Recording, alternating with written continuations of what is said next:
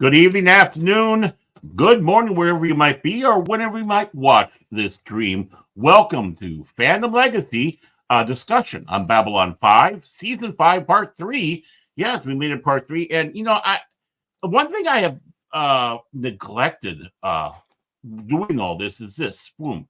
There will be spoilers in this, and there have been, and there will be. We can't do a detailed discussion without that. So if you haven't watched Babylon 5 or you just don't care if you get spoiled or not, you've been warned.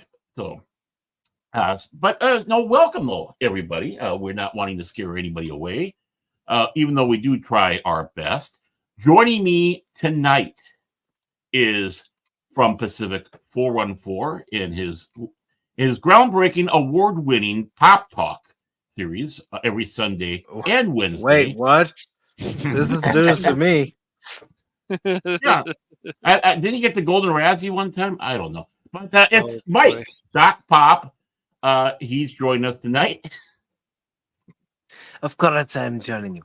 I will be here for all Babylon 5 streams. Because I need the Nan to protect me. He's my bodyguard. It's true. Yeah. Yeah. And speaking of that Narn, I don't know if he should trust him as far as he can throw him, but we have, of course, I almost said but that's not part of the name. Just Phantom Hooligans, Cash Monet 007. Welcome, Cash. Yo. Wow, that was yo. Excited to be here? Are we excited? Yes, to be here? I am always excited to be here, man. Just want to make it short and sweet. Dang it! I cannot badmouth him. I need a bodyguard, and he's my only choice. Well, admit it. He was forced on you. He was forced on you, and that's the way it is. A lot of history there. A lot of history. Phrasing. And following up, who is basically spewing fake news in our chat, Mr. Philip J. McCracken of Release McCracken. Please release McCracken. I only deal in real news, and Pop Dog does heal and save. Again, no, news to be here. Yeah, that's. Yeah. Think of yourself much lately? That's all I know. I'm happy to be here, and I can't wait to get paid. Oh boy. Well, yeah. Talk to Cash. He's the money bags. Cash the money bag. No money.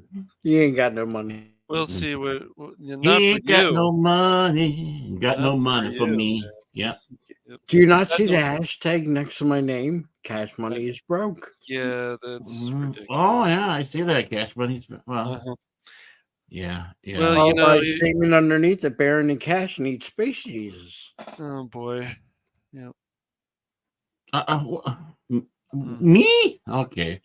Be that way, man. Tell me. Just be that way. It's all right. I told him, man. He's got to take those red pills, dude. He keeps taking the blue ones. Well, you know what happened? Yeah. When you watch Pop Talk 2/3 the other night, that insanity, that was crazy. Crazy. The problem. He takes those blue pills and has a hard time all night and hopes it doesn't go more than 4 hours. But that's beside the point. Good point. Yep.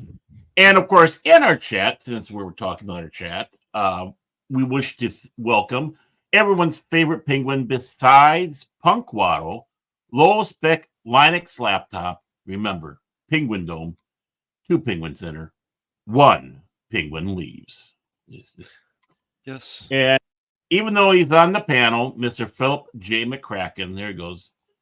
Put his little snarky comments on there. I tell you, I know, you make our monologues even more tedious, Mr. McCracken. There's just no doubt about that. Well, we might as well just dive right into it, shan't we, folks? The next 4 episodes here. is finishing out a storyline that many people were happy to see come to an end. So let's start off with the episode called "The Kingdom in the Kingdom of the Blind." In this episode, the Byron's telepath present the Stellar Alliance an ultimatum.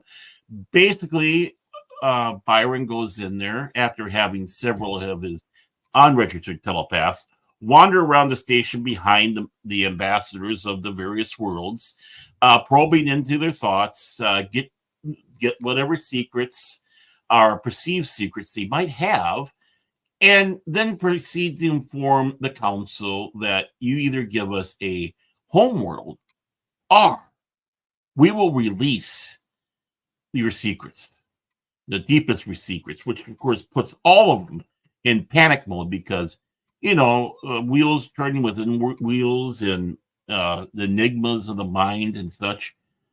Even though they might sometimes appear friendly on the surface, they're ready to backstab them.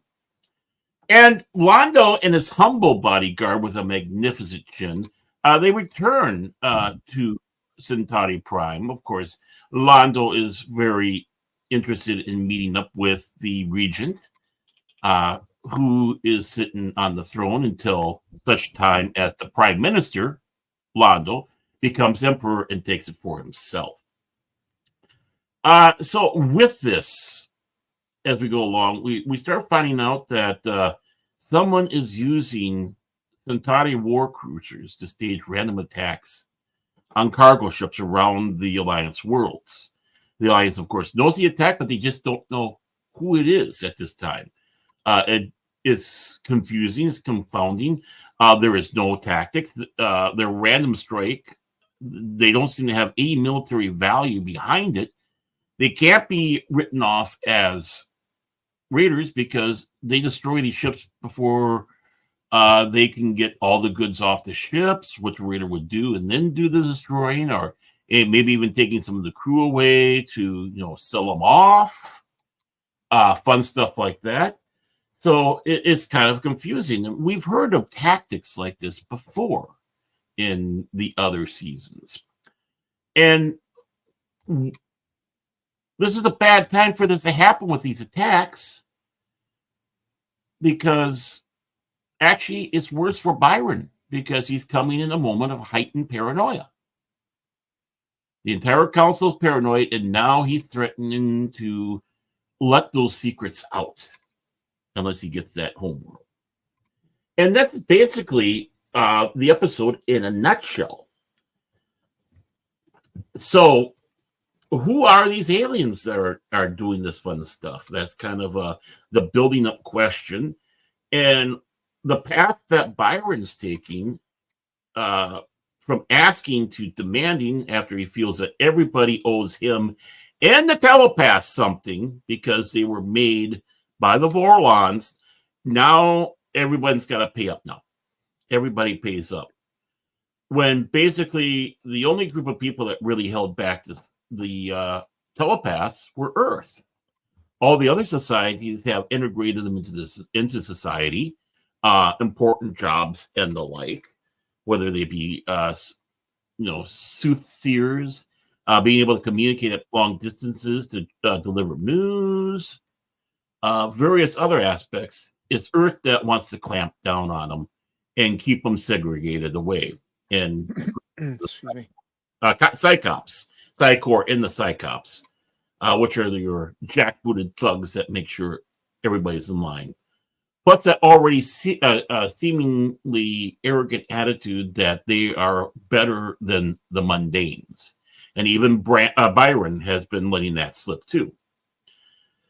So, thoughts on this episode? I'll let whoever wishes to speak first on this because I'm interested in hearing because this is probably the most maligned story arc Babylon 5 has had is the telepath. But going through another watching of this, and I won't be ashamed to say this, since the first viewing for a lot of it, because my life was changing dramatically at this time. Kids, stuff like that, just various stuff like that. you start getting a different take on what you're seeing. It's like, well, this really wasn't as bad as I thought. And okay, I'm seeing things I know I didn't see the first time around. Gentle creatures. All right, so I'll stay away from the Byron stuff, but I don't care all that much about it. No, it's somewhat interesting, but the Londo, I know, right? The Londo situation with the Regent, it's that there's something wrong with him, and then of course you see that creature, and you see right, and he's off. So I still remember, even when I watched this the first time and going back and looking at it the second time, he's not there. And then of course Londo, of course, has his bodyguard Jakar. Their relationship's always interesting, but him coming back to the planet Centauri, and seeing that the regen, he's like, oh, how is he? He's obviously screwed up. And I would say that, Londo's, of course, trying to find out the information. He's asking people on Centauri, and I would like to see the regen, and but he's not in good shape. He's saying weird things. He's crying. He's having nightmares. So you start thinking at this point, it's like, well, what is he possessed by? Because he wasn't like this before. No. And excessively drinking as well. Right. And of course, Lord Jano coming in, which is an old friend of Molari, played by Ian Ogilvy, actually a very established actor. He played many parts in Champion. He played the Saint in the remake series. He was considered for the role of James Bond. He was an I, Claudius. So, I mean, he's a very, very respectful actor. And you can see that just by watching him in this episode. And it was kind of like, oh, come on, I wanted to see more of this guy. Don't kill him off. And of course, they make it look like an apparent, you can't fire me, I quit situation. Yeah, and also, of course, Jakar being back there and stuff. Like, he's not, just because he's Londo's bodyguard, he's not going to hold his tongue. He knows these Centauri people think that they're above him, so he's not going to put up with that nonsense. Yeah. Well, yeah, he's reveling in it. It's like, here they're saying, oh, you brought your pet with you. It's like, no, he's my bodyguard. It's not a joke. That's right. This is not a joke. And just the look of horror of, with these Centauri blue bloods. For all we know, maybe they do have blue blood. I don't know. But these Centauri blue blood, just aghast that the Prime Minister has a Narn. Right. Okay, so then, he gave him the whip, and then he's like, oh, here's your chance for revenge. It's against that man who whipped you, and and he's gonna have to decide if he's going to do it or not. It's just it's not gonna happen. It's like, I'm a better person than you, because that's what you want me to do, so I'm not going to do what you want. But here's your chance for revenge. It's like, no. It's just because Jakar has grown too. This is one thing that I love about Babylon 5, is these characters just keep growing. That's what good storytelling is. That's what good character development is. Yeah. So. Yeah, this is not the same Jakar we saw in the pilot movie or even the first season. And going from what appears to be the heavy, becoming very sympathetic and not the heavy. Right. And, what he was saying about that, it's like, do you blame the hand for what the brain tells it to do? The hand has no choice because the brain is telling it. But yet, the worst is the mouth. Right. Oh, that's right. There was also that suicide in this episode, too. Okay. Yeah, that was Lord Jano, the apparent suicide. Right. Yeah. Which, Rondo made known that there's no indication that he wanted to do that. people made it known that he has a zest for life. He's not. He's not. But the thing is, it seems to be getting too close to things. Finding out that that's the problem, right? So then we got to make it look like a suicide. If it's pills, if it's the hanging of the character, whatever it is. So yeah, just to make it. Oh look, he was just really disturbed. He was messed up. No, there's other problems going. He's getting too close, and now we have to take care of the problem. To them, the problem. It's that Jano is not the problem, but no. And the thing is just asking about what would seem to be innocuous things like, hey, food, about food shipments, food supply, stuff like that. Even that's being held back, which is like that. That doesn't seem right. What's going on? Well, remember, he still has that slug attached to him. Right. Freaking slugs. Oh yeah, the Damien. Yeah, I mean the Regent. I was calling him by his real name. The Regent. Yeah, he's got whatever it is that's around him, and decides to wrap a little tentacle around his neck as he's after talking to Malari, basically trying to warn him to enjoy his life. While you can, if things are going to change soon for you. So, go out and walk and enjoy the sun. Go out and, get that zest for life, because it's not going to be very long. And it's like, what's he meaning by this? In some ways, it kind of seems like he's being threatened with his life. Because you see the look on Londo's face, like, why are you telling me stuff like this? Yep.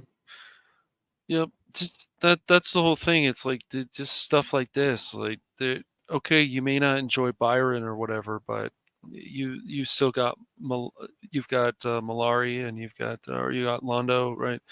And you've got Jakar, and they're back on Centauri. Centauri is always interesting to me. At least I don't know about you guys, but it's always interesting to me what goes on, the politics. And these are the things that would definitely could happen because people want power. So, well, yeah, I mean, they're possessed. Let's be honest, and they're possessed by some other creature, right? Yeah, exactly. And at least one person's possessed, right? Definitely. Yes, and with that too is they're probably the most political segment that we have in Babylon 5. Yeah, Earth had its political stuff, it culminating into the war. And of course, Minbari's had their little spat. But when it comes down to that pure driven politics, backstabbing politics, your French, your Italian, your even Russian style of, beware, you never know where the knife's going to come out with. This is Centauri, and we always love stories like that when it comes down to it. Yeah, of course. So, yeah, that is truly the one part of this that is incredibly interesting on there. And you've got to remember, there was somebody else that we've seen already that had one of these things on him. And that was Captain Jack from Racing Mars. And he was able to blow himself up and end it, whatever it was. So now we see the second person that has it.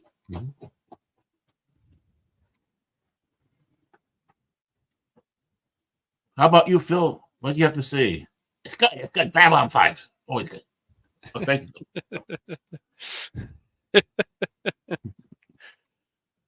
Thank you, Phil, for that. Thank you, Phil, for that. But yeah, I mean, but the thing is even though it's not the most interesting of the whole lot, or to many people or what such, but we have that Byron situation. And it has to be played into this because, again, it is that paranoia of the Centauri and other people that now are getting played into it. And basically Byron signing his death sentence by doing this because now he's lost sympathy, not just with the characters on the station, but even the viewers. Right, because it's just like for too long we've been locked away. I get all that, but the thing is, it's just how you go about it. Right. And Byron had those good intentions and trying to do as best he could. Then he found out about the Vorlon, and he started getting that, dare I say, entitled attitude. And like we haven't seen that stuff in recent days, or even back then. It's amazing how, I suppose that's the one thing that makes me really start rethinking a lot of this Byron story is, even though it was 30 years ago, it's very relevant for today. Look at all the people that scream out there that we're owed something because something way back when happened. And because of that, we need to be given some sort of compensation. Yes. And now, and a lot of times as they start off sympathetic and understand, oh yeah, we'll see what we can do. And then they start pulling those fast things like, you give us everything you have or else. Yes. Give us the planet or else. So that's what makes me interested in this telepath story so far, with the rewatching, especially with current events, and then even things between what we have now and when this episode first aired, and then even stuff before that. And it's like, oh, this is a never-ending thing. It is. You're always going to find something in a society somewhere where you have a group of people saying, you owe us something because we were treated badly at one time. Even though not in our lifetime, but our people had been. Yep. And then, of course, also in this episode, they're trying to kill Malari. Of course, they're trying to kill Londo. It's just like, and then I don't know, was it this episode or the next one? I think it might have been the next. No, it was this episode. It's this episode. Yeah, it's this episode. Forgive me. Some when you get these long story arcs, sometimes it starts. It starts meshing into blending one. all together. I mean, Yeah, I've had it happen during these discussions where I'm thinking of one storyline, it was another storyline. Because like I just said, I think it does. Sometimes it's like, hey, I said this, and then like Baron will be like, no, that was the last episode. Dang it. which is a curse and a blessing, because again, it's that big novel. It's like, oh, which chapter was this in again? Oh, it was in chapter 4. No, it was actually in chapter 3.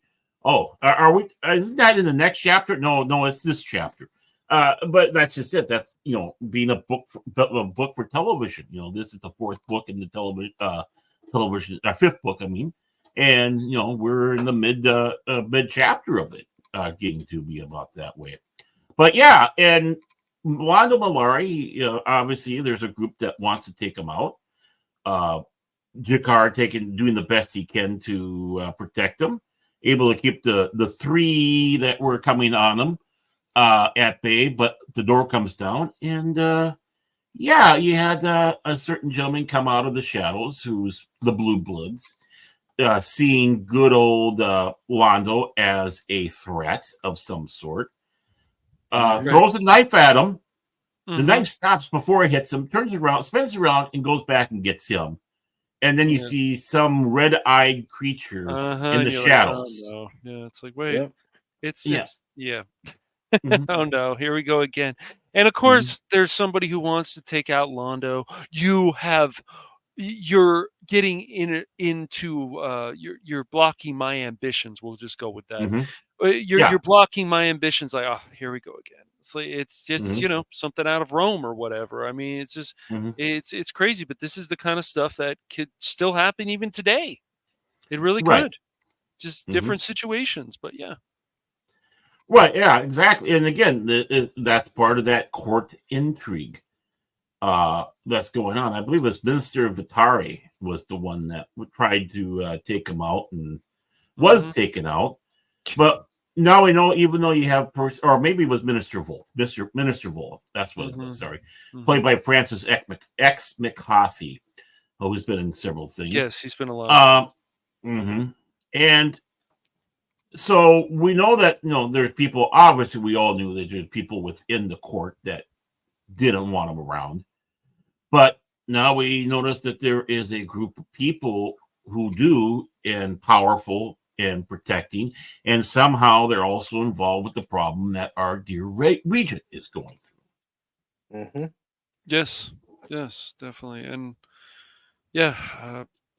just there's always stuff going on, and but these telepaths, they are, I hate to say it, like you have to be on your guard because you don't know. They can read your thoughts, and that in itself is scary. It really is. What can they use against other people? And the fact that they can use those being it right, exactly. And the telepaths, and we've seen it already before with the thugs down in the lower decks, that they can actually destroy somebody's mind if they want to. I mean, that's scary.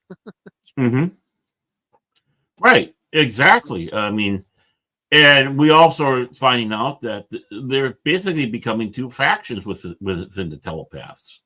The ones that, the ones that are like Byron, we're going to do this as peaceful as possible. And the others who have just gotten absolutely fed up, and they're more than willing to take things out in violence. And it's not a pleasant Go ahead. Not a pleasant thing. No, it's not. And even, Zach comes in there later on and says, maybe you should have listened to Lockley. And Lockley, because Lockley is another strong woman. Oh, no, a strong woman on a show. But no. What? I know, right? Come on.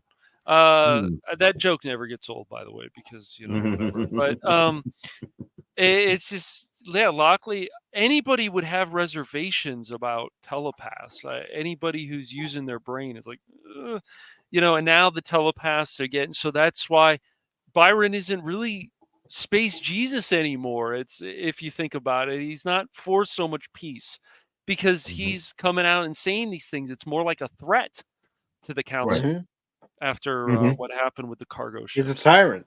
Right. And that Phil has said many times, a cult leader, or was it you that said cult leader? I can't, or maybe both of you did. Charles Manson. Yeah. When you first see Byron, he is Space Jesus, Gandhi. Then he turns into a Charles Manson.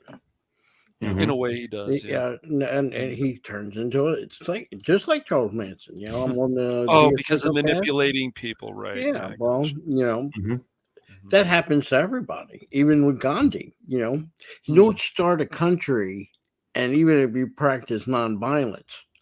Last time I checked, India has an army. Last time I checked, they have a navy. They have an air force. So nonviolence only goes so far.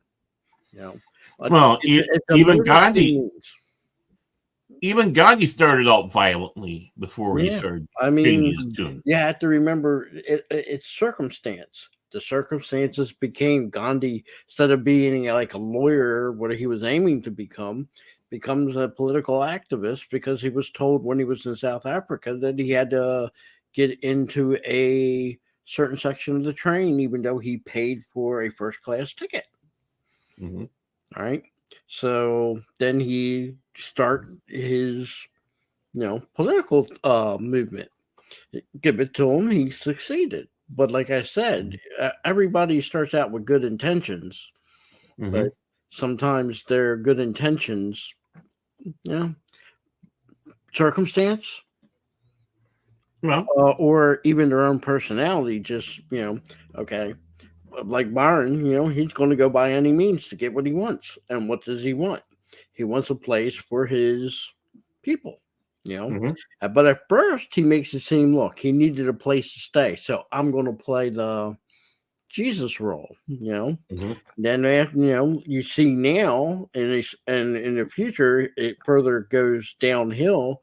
He's more of a Charles Manson, And then you have on top of that other things going on with Byron, not through his own intention, but he's stealing someone's love of their life, so to speak, which can't be easy on a certain individual that's interested.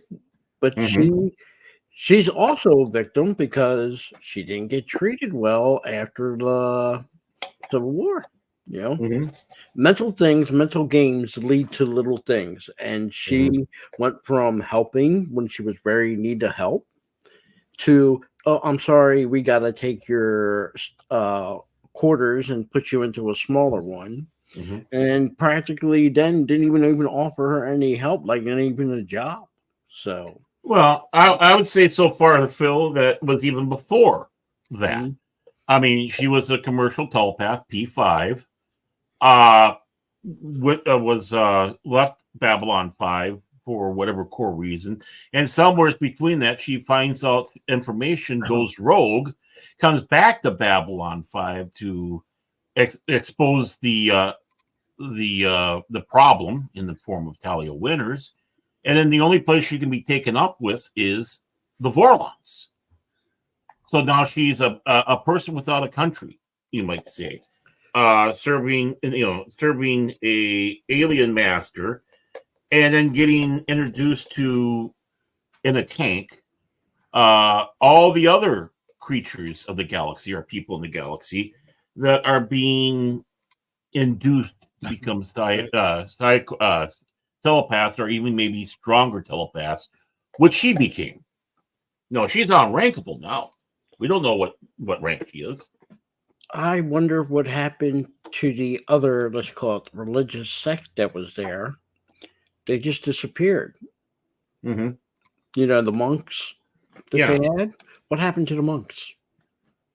Yeah, I know. It's a shame. I mean, Yeah, sometimes you see it in the would background. have been great if there was a confrontation between the monks and Byron's people. Oh, that yeah, would have been an excellent storyline. But you don't hear nothing. The monks are like, they just totally disappeared. They did. They had some words of wisdom, I guess, and they vanished. So yeah, I mean, all they were set dressing. Much like the Vorlon. Right. Yeah. If you go to Zaha Doom, you will die. So, anyways. Sounds like a great place. Let's all go. Yeah. Hey, you got White Star ready for me? I got a trip to take.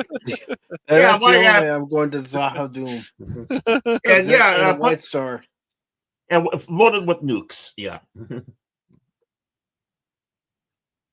Loaded with nukes. Yeah, I mean, the only thing I'd counter on that, Phil, is not necessarily Manson, because Manson family were actively going after innocent people and offering them. I'd say it's closer to Jim Jones. We have this colony. We're looking for a colony. We go to the colony. We're being exposed down here, and then let's drink some Kool-Aid. Cash Money likes great drink. I'm not drinking that Kool-Aid. You can have it though. He likes great drink. Great drink. I mean, when the Kool-Aid man broke through that wall and saw everything, like, oh yeah, back away, didn't see anything. Back away. Oh, come on. Yeah. Move along. Move along home. Kool-Aid man. 1, 2, 3. Kool-Aid man. You had to mention move along home. Any other thoughts? It's either that or Gray 17 is missing.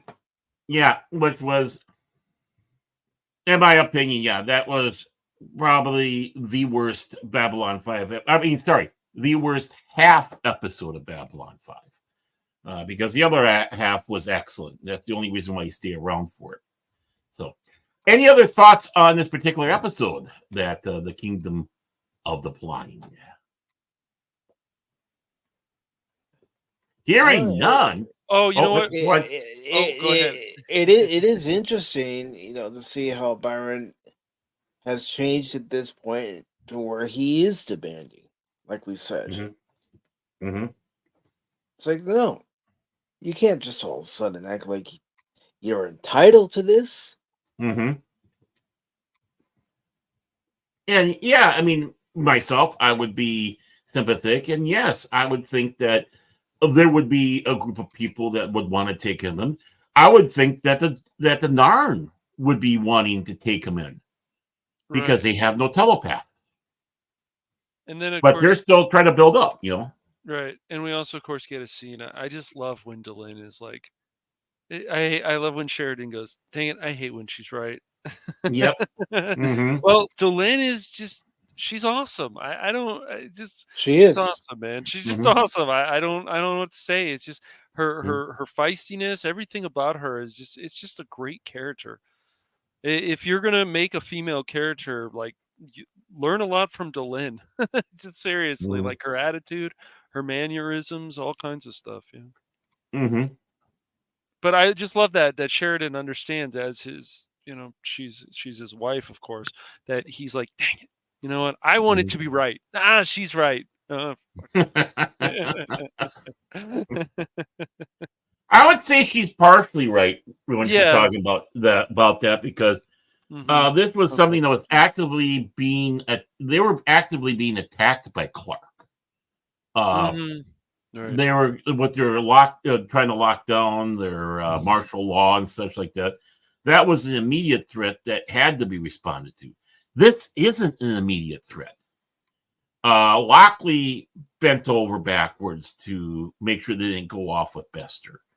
You had, of course, need to say Sheridan, very sympathetic in wanting to do something, especially let's dig something at Psychor, which he doesn't like.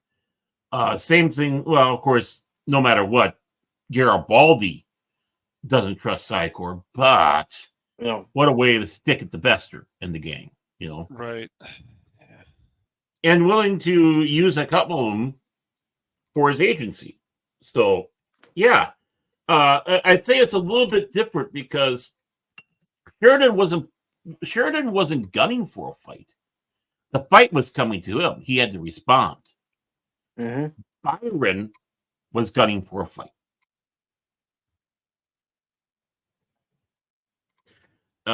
Sheridan wanted Earth to be united, but not under a tyrannical rule. These people want to listen. I'm sounding like Cash. These people are wanting to be. You've been saying segregated. that a lot lately, man, on stream. I know you rub off on me. You've been rubbing off on me, man. Come on, man. But they want to find some place to segregate themselves off from everybody, run away and hide forever, type of thing. Get away from these mundane, these inferiors. And I would say that's kind of two different things. And of course, Byron being that way. But before you go, Phil, you're on your way out, I see, and I just want to wish you a great night. Thank you for being here. Always appreciative of having you here. Is there anything you want to give for a parting comment before you go? The only thing I want to say, sorry, I had to cut his shirt. I gave it a reason. Little ones are here unexpectedly. So, yeah, they're yelling for me. Have a good stream. I'm sorry I couldn't stay for the entirety. No worries. Just remember, whatever Cash Money says, do the opposite. It's the same how I feel about Phil. Well, he tells us to be your friend all the time, so I guess we have to do the opposite. Do the opposite. That's all right. Do the opposite. I'll find some new people. You all take care. I'll see you guys later. You too, Phil. Have a great night, Mr. McCracken. And Baron, I owe you. I'm sorry. I'll make no, Phil. You owe me nothing. It's an honor having you here and for being here when you got the excuse you have. I would be upset if you didn't go.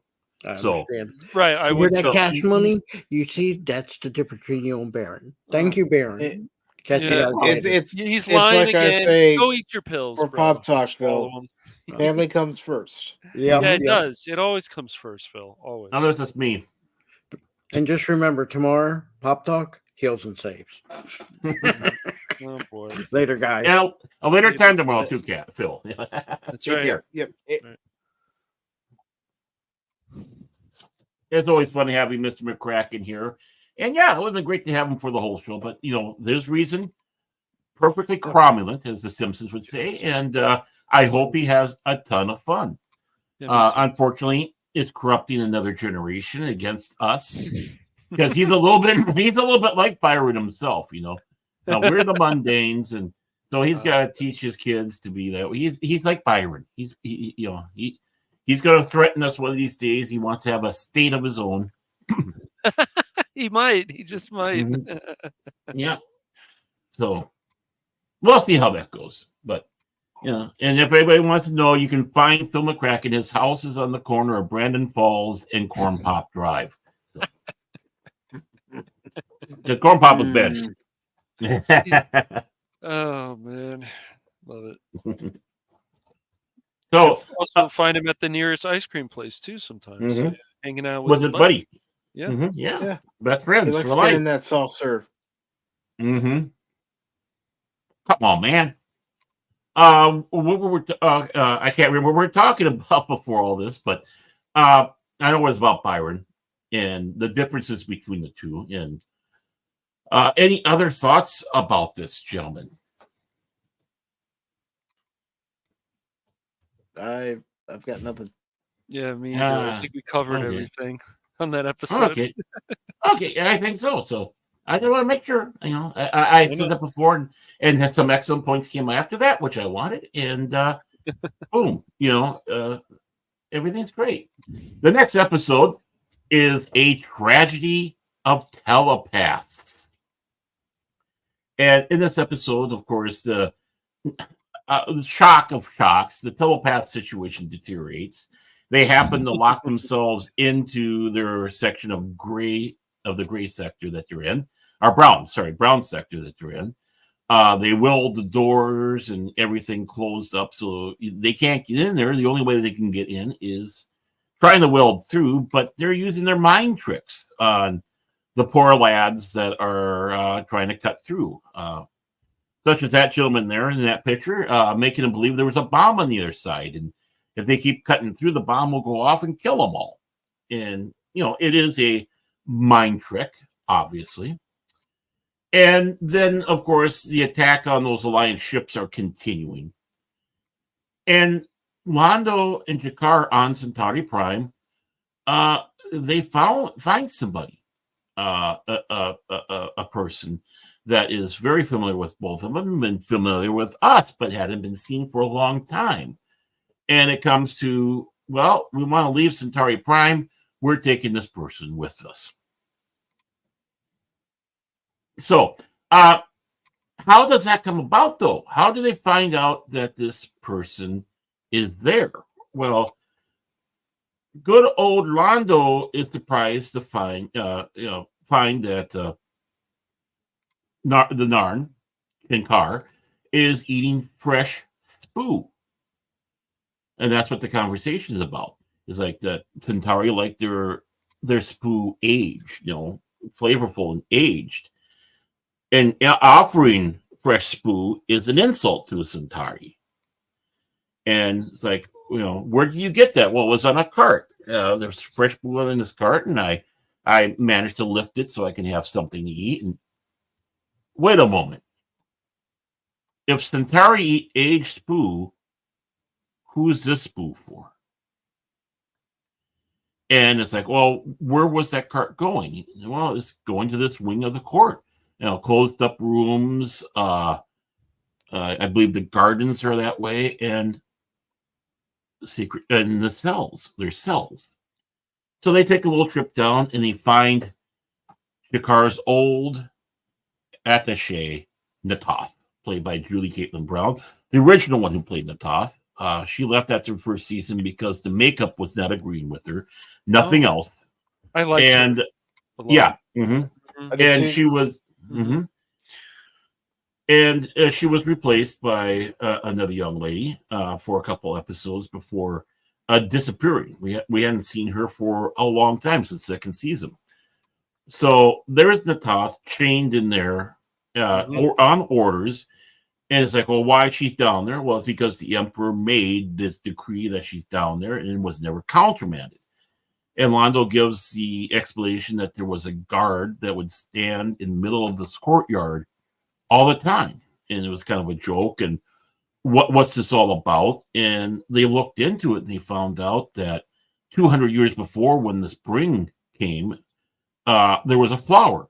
The first flower of the season popped out, and the daughter of the then emperor wanted to protect it, so they decreed that a guard would go out there to protect it from being stomped on.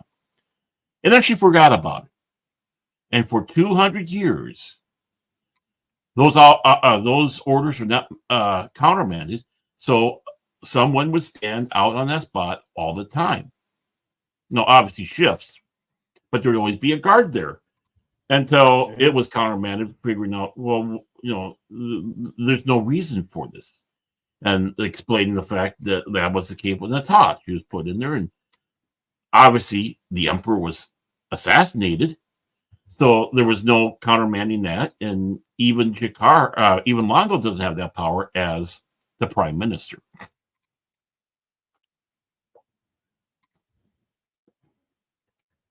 Again, it's that game that they like to play in Centauri. Letter of the law. Well, I just, one of the things, of course, like I said, just the Jakar and the Londo situation. It's like, I will burn this palace down. I will have you go down in flames with it.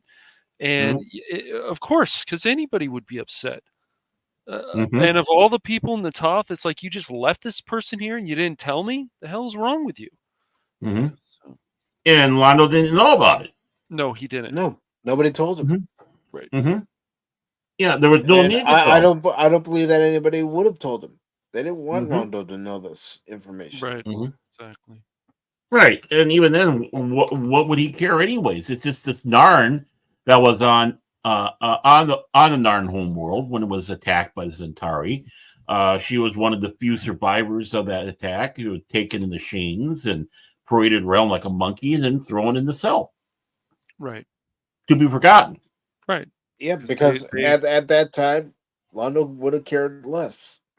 Yes. Exactly. Even then, he wouldn't have cared, but still, he still didn't know. And even if he would have known after the fact and he started his awakening, well, that would have been different. But he didn't. Willfully ignorant, as you would say. So, with this too, we're finding out that Londo is finding out odd things, that the manufacturing of the weapons, the Centauri weapons, has increased 15% recently under a peacetime, which is not normally the case. Usually, a peacetime, it slows down. So that's something that is obviously disturbing him. So with that, of course, we have the alliance situation, the Drazi being the warm, fuzzy people that they are. They're so nice. Here's a Mhm. hug. Oh, no. You're not going to stab with that knife, are you? Right. So, they're the all, Drazi would never do that. never. Look at that face. It looks so happy. They're so green. That's right. So, and with that, of course, they're on the border, ready to attack the Brakari in retaliation for what appears to be Brakari attacks on the Drazi.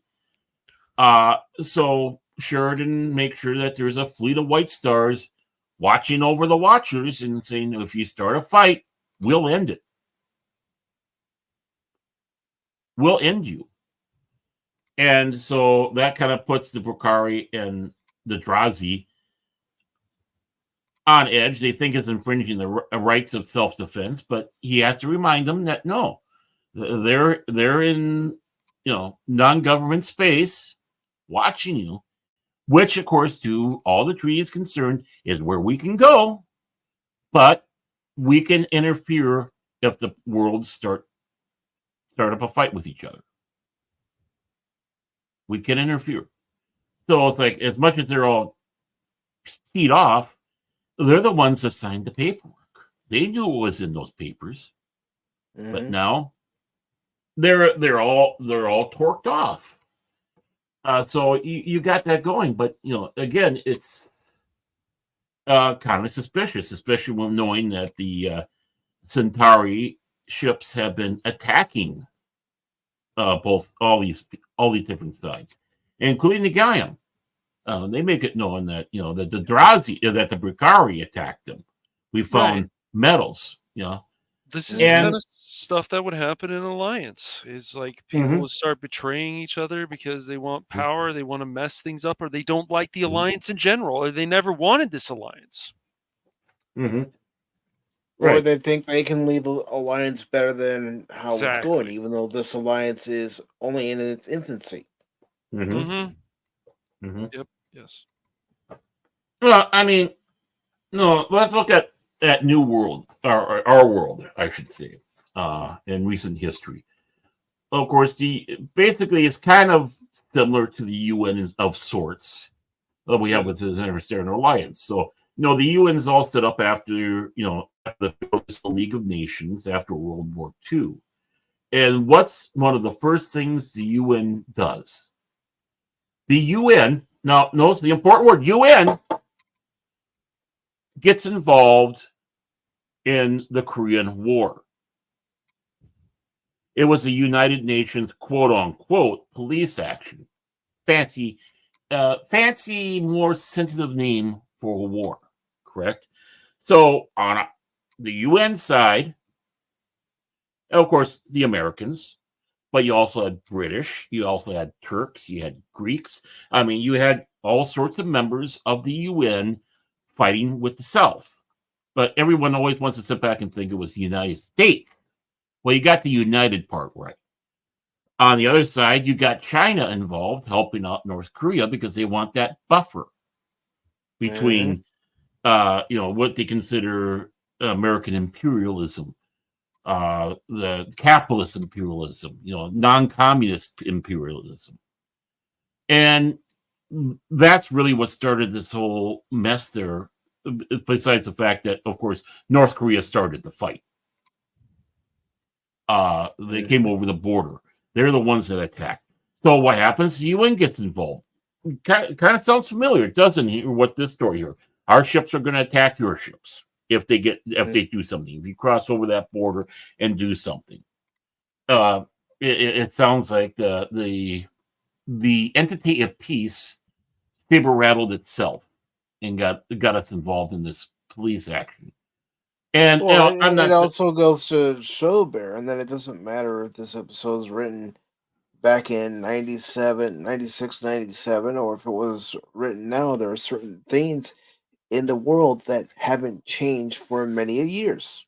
Very true. Well, I mean, we've still been in a state of war with North Korea because there hasn't been peace, just a cessation of hostilities, but we're still technically at war.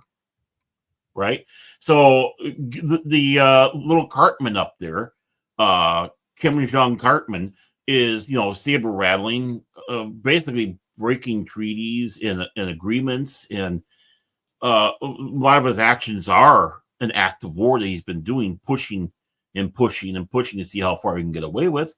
Let's not forget the little situation between Ukraine and Russia, and of course, there's NATO wanting to get involved. There's UN wanting to get involved in there. And then you have the Middle East in that fiasco. It's like it's all bursting up all over. And so, we're living... To use an old expression, it's a powder keg. That's what it is. Yeah. Yeah, it's like, when's World War III going to start? It already has, sweetheart. And that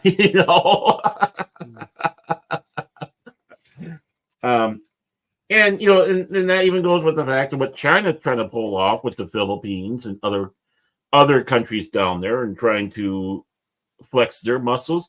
So yeah, I mean, it goes to show, like Byron with wanting to show his muscles, the Drazi, the Brikari, the game. Whoever is pulling the strings in Centauri Prime, it's a coordinated effort to try to destabilize everything, to destroy everything. Chaos. So again, it's one of these things where science fiction is able to hold up a mirror And that mirror, doesn't matter which generation it is still relevant. Mhm. But it's telling in the way of a folklore, a fable, a mythology, whatever, for people to look at and then start going, "Oh, this is hitting a little too close to home, isn't it?" Mhm.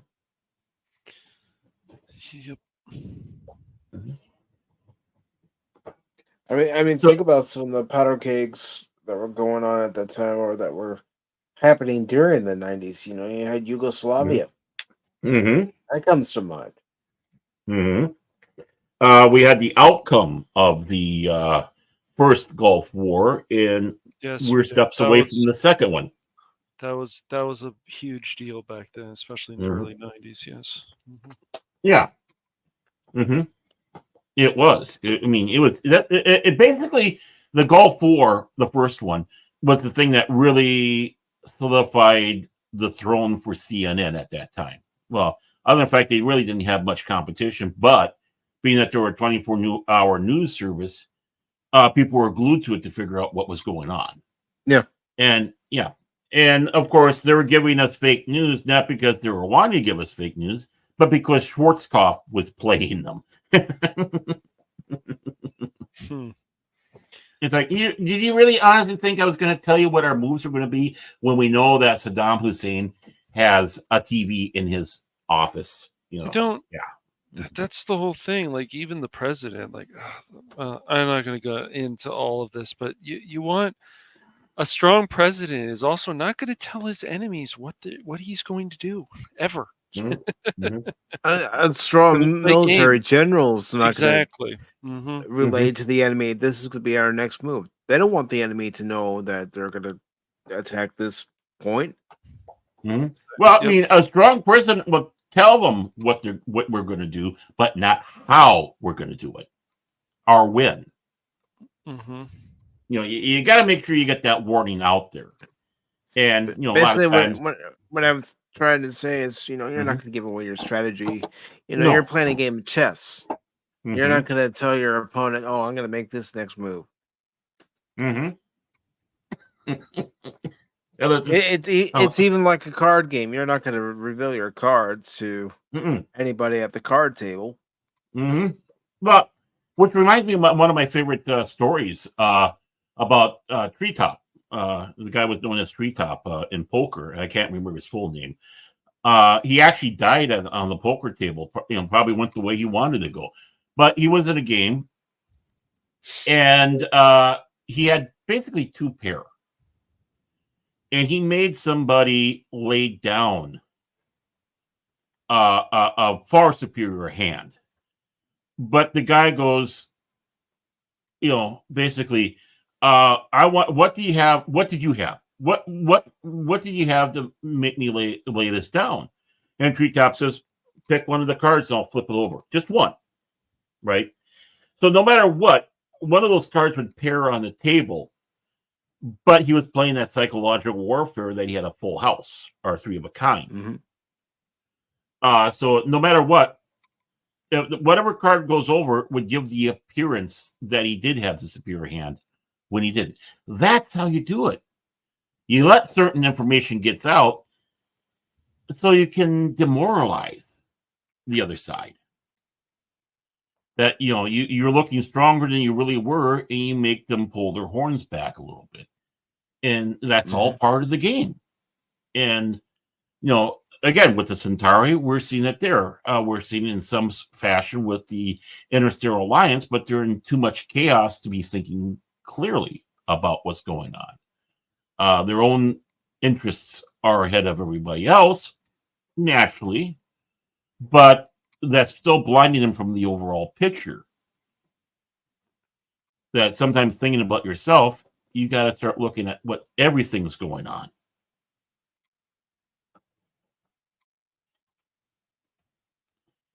So we have also, of course, is the toss situation, and basically, Londo knows he's got to get her off. Jakar also, and a young, pretty Centauri lady comes in to inform that his ship's about to be ready to go. And on their way out, Lando goes, "Oh no, wait, stop!" He goes, "You want something? I want your clothes." Malari, it's not the time. No. I want your clothes. And she goes, you can have anything you want, And it's like, no, they're for me, It's like, oh yeah, the Empire Cartasia like to dress up in my clothes too, but you seem a little big for that. Yes, just give me the clothes, right? So he gets the clothes from her, which is part of his plan. Go down and he bribed the guard to ignore this room for several days. Don't come here.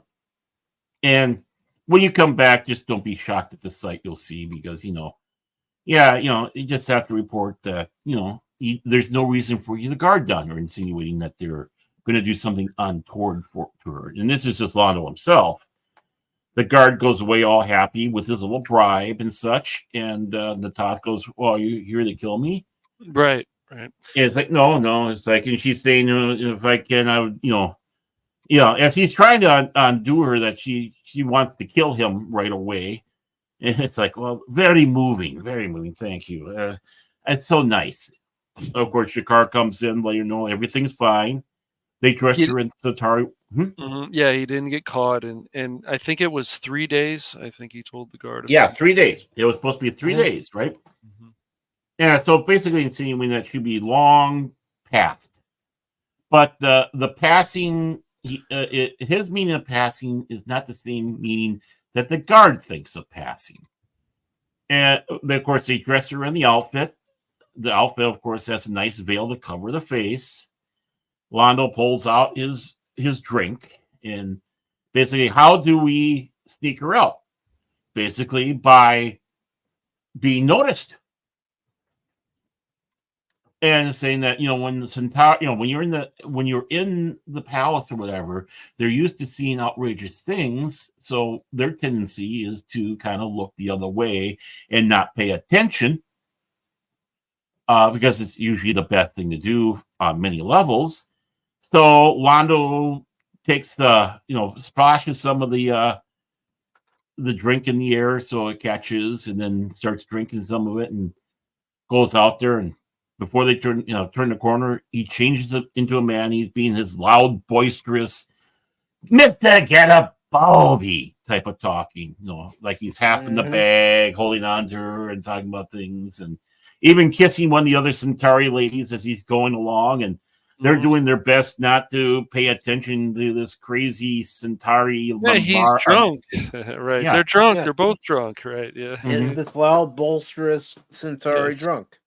Yes. Yeah. With a woman and his Narn bodyguard. It's like, we don't, basically with them, it comes down to this fashion. I see nothing. I had to pull that one out for that. Love that. But basically, yeah, that's a great clip. But that's basically what it is. And that's how they're able to sneak her on board the ship. And then they meet up with the Narn transport halfway there, make sure she's sent off, and then they continue on their path to Babylon 5. So, again, showing the change of Lando, which might be just as much a surprise to Jakar. It's like, okay, I've been going to this part, going along this far already, but now seeing that he truly is a changed man, he's risking everything to rescue the Toth. Mm-hmm. And it shows great character growth in these 5 seasons. Mm-hmm. Yeah, just like Jakar had that character growth, so did Lando. And then, of course, needless to say, the interplay between those two through these episodes is just a delight. They are the Babylon 5 odd couple. Mm-hmm. They really are. And they won't admit it, but they become fast friends. But don't you dare say that.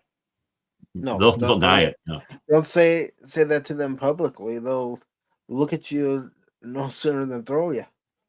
Yeah. So how long have those two been married? Yeah, let's say.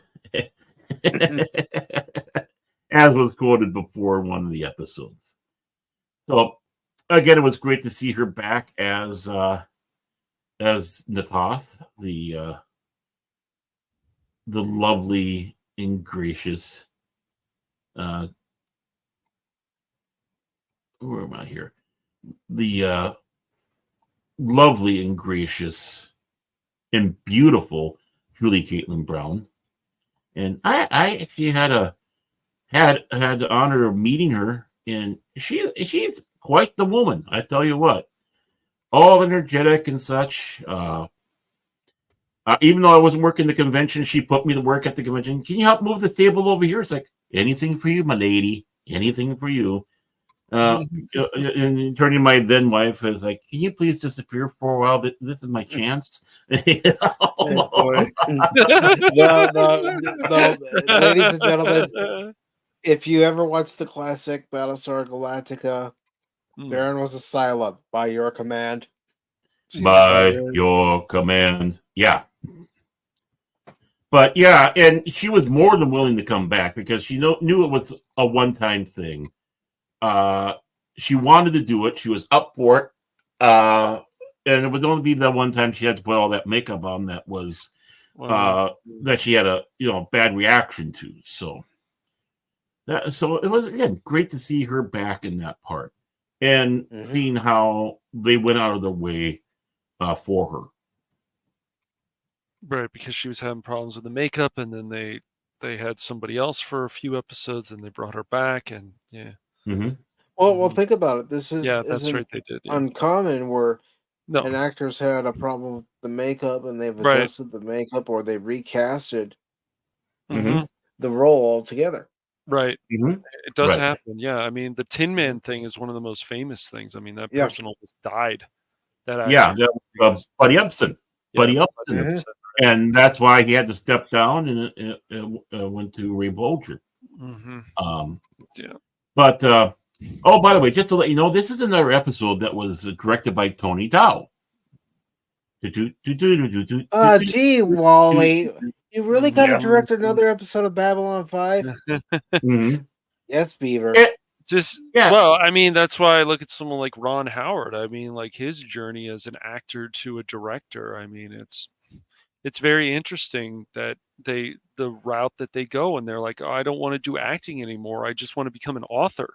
There's all kinds of crazy stuff going on. But yeah, I mean, how cool would it be to direct stuff? Like you're an actor and then you get to direct some cool stuff, especially something like Babylon 5. That's pretty awesome, man.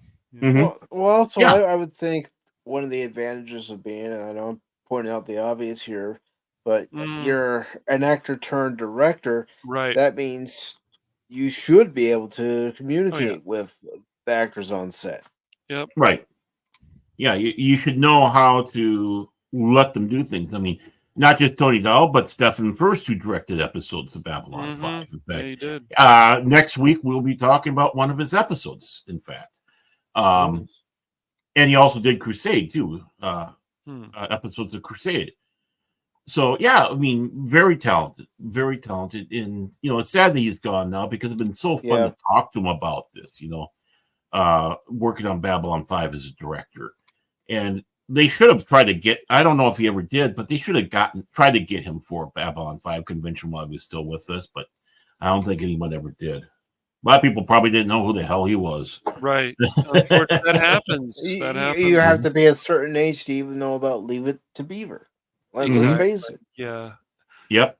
Even some of these older shows, it's like maybe you watch an episode or two. It's like, oh yeah, I know about Babylon 5, or I heard about it at the time even, but it's like, no, I just never really got into it, of course, until I did personally later.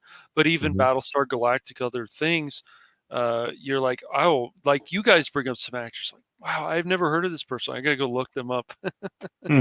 Yeah.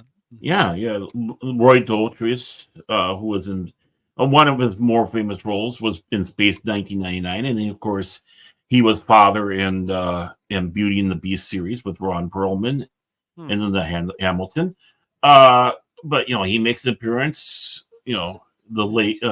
Recently David McCallum recently passed away and lamented that he did so. Who was Man from U.N.C.L.E., NCIS. He was in an episode first season. I mean, you start going through. There's some names. I mean, back then we knew who they were. That were before the scenes, and then you start finding some of these names behind the scenes. It's like, wow. I mean, they were involved with this. They were involved with this. So supporting characters. Not everybody was in front of the camera. That's for exactly. sure. Yep. People behind the camera, of course. That sometimes, like, it's funny now. Like, Hollywood is actually giving them more recognition. It's like, what did it take 3 writer strikes or whatever for you guys to give people behind the camera and doing this work more recognition? I mean, just ridiculous to me. It's always ridiculous to me. There, without them, certain writers, without all kinds of people behind the camera, you don't get these productions made. So they definitely deserve more attention. I've always felt that.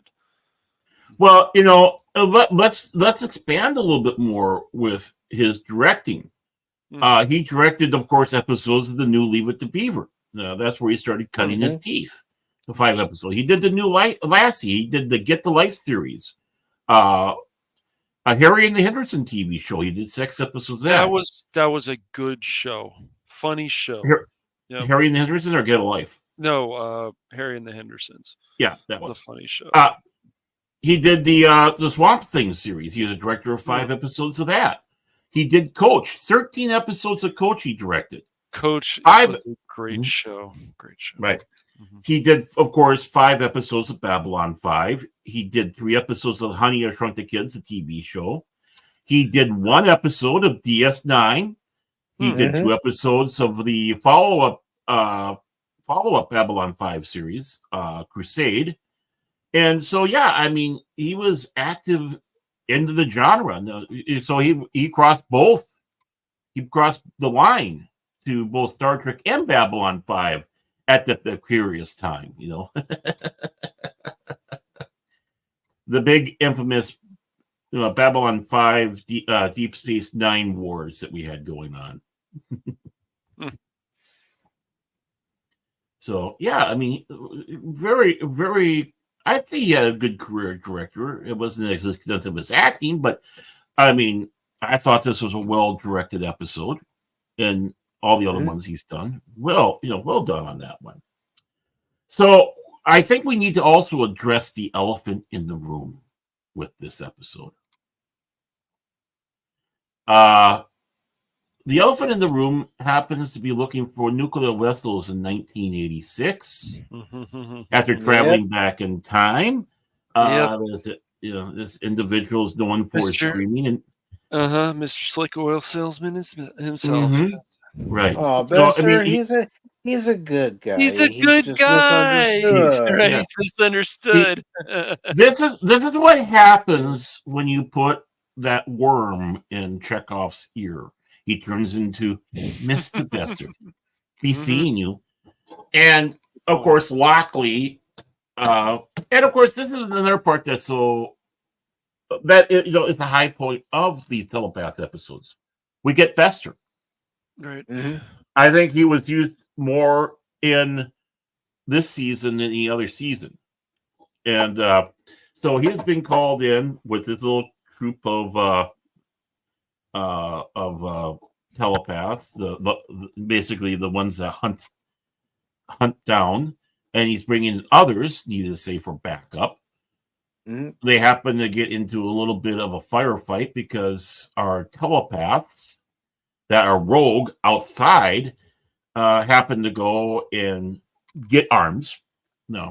They break in, get that, brutalizing people, and of course boring into the minds of these station personnel of the codes. So now they're armed and they're dangerous, and they pick a fight. That poor guy that was doing the cutting open after Bester is able to clear his mind that there was no bomb behind there, and he starts working again, is unfortunately shot and killed in the ensuing firefight, as is one of the other security staff. One of the other security staff is alive. Yeah, because So if you notice during that firefight, every time they fired their PPGs, the weapon fire would come back at them mhm, because the telepaths were controlling it. right. It, but some of the telepaths still got shot down too. So, I mean, it wasn't exactly perfect. But now they started this fight. They went out and started a fight doing this violence. Byron is beside himself that they're doing this in his name.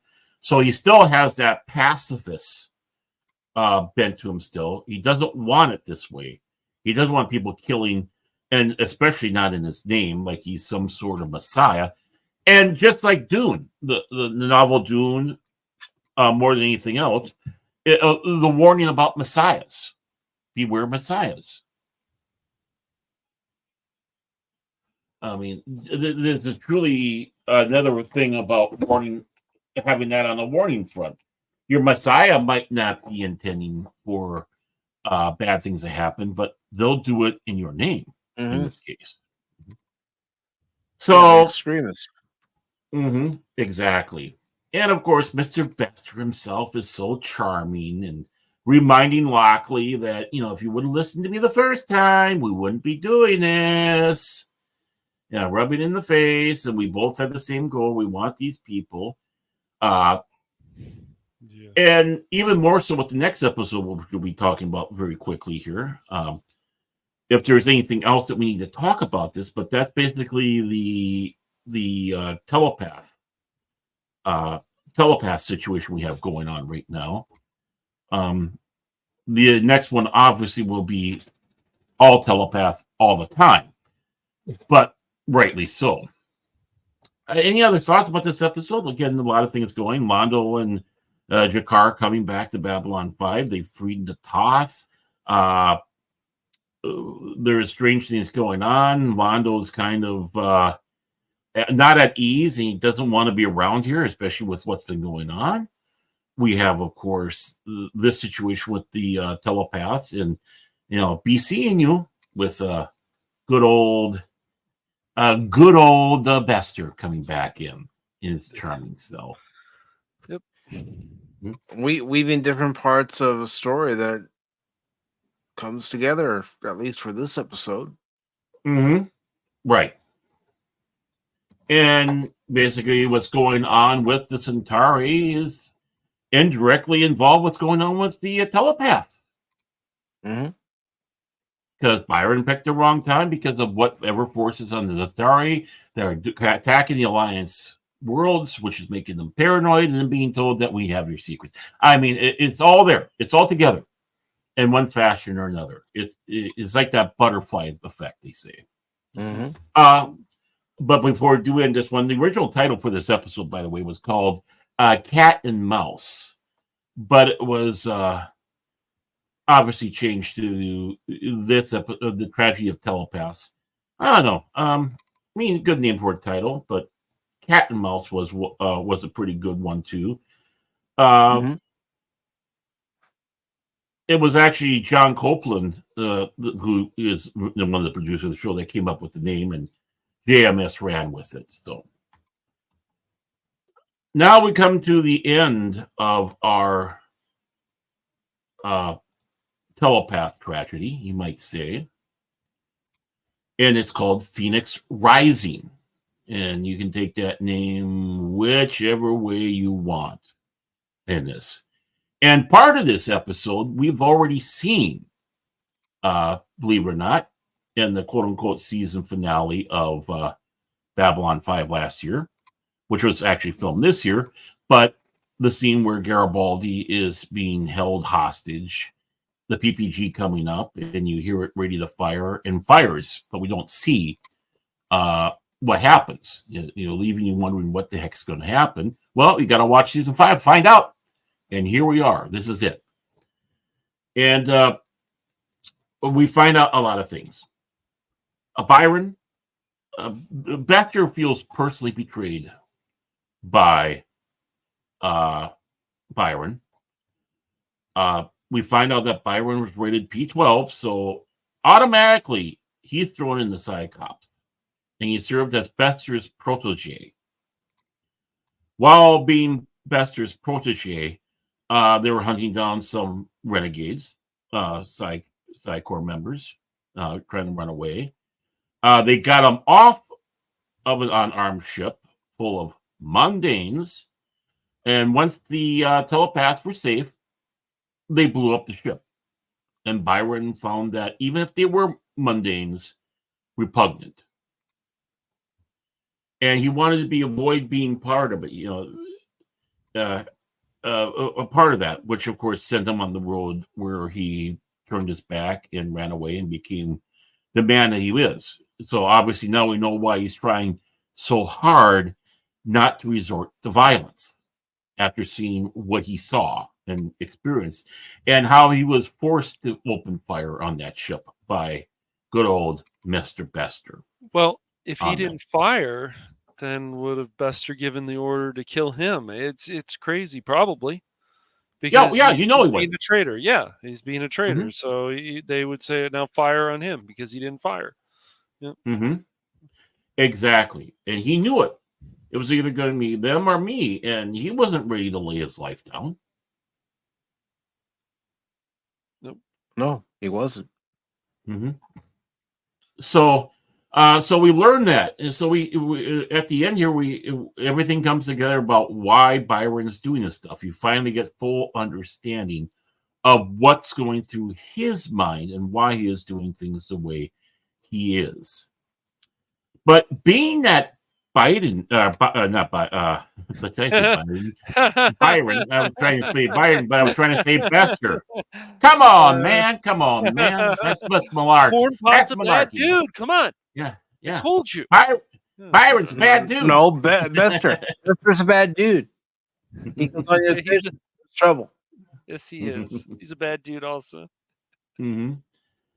But of course, being that Bester's on board, Sheridan has a good little exchange about this. It's like, the only thing that's more unnerving or dangerous than a loud Garibaldi, which of course he's known for, is when he goes quiet. Mm-hmm. And that follow-up goes to the fact that Bester goes back to where he's staying in the room. The lights don't manages to get the light going, and then he hears the PPG powering up, and there's Garibaldi pointing the gun at him. Mm-hmm. And basically telling him, go to that Babcom unit. I want you to record a full confession of what you did to me, or I'll kill you. And I don't care if I go to prison for killing you. At least I got you, right? He's mad what they've done to him. And Bester said, no, I'm not going to do it.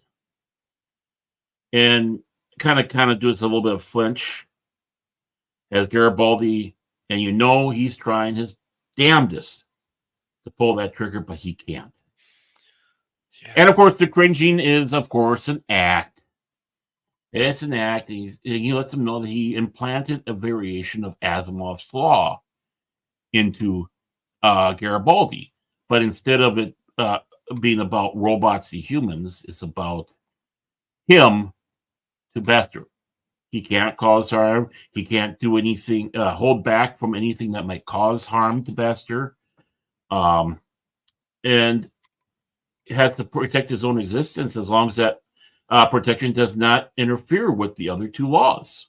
So it's like, Garibaldi can't do anything to even himself.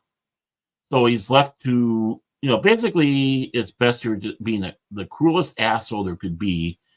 You can't harm me and you can't harm yourself. You're going to have to live with this, buddy. Yep. Mm-hmm. And with that, of course, Mr. Garibaldi wanders down to Midbay, talk to Franklin about even though they're busy bringing in the wounded and such, this telepath war, asking if there a way you can get past blocks, mind blocks and telepathic. And we'll get back to that in just a few moments, folks. But the thing that really gets Bester going is you hear his speech to the newly arrived Psychor team. And he's being truthful, honest, and heartfelt. I mean, of all the things you would not imagine Bester to be, is those things, because he truly looks at these telepaths as children who wandered away. He wants them alive. He wants to correct them. He wants them back in the fold, because they're one of us. And he's sincere. So he can sit back and say, yeah, I mean, even an asshole like him, it has sincerity, has, it wants to protect. But it's just a certain group of people. That kind of reminds you of people throughout history that had the same attitude. Screw everybody else, but I want to protect my people. Right? Mm-hmm.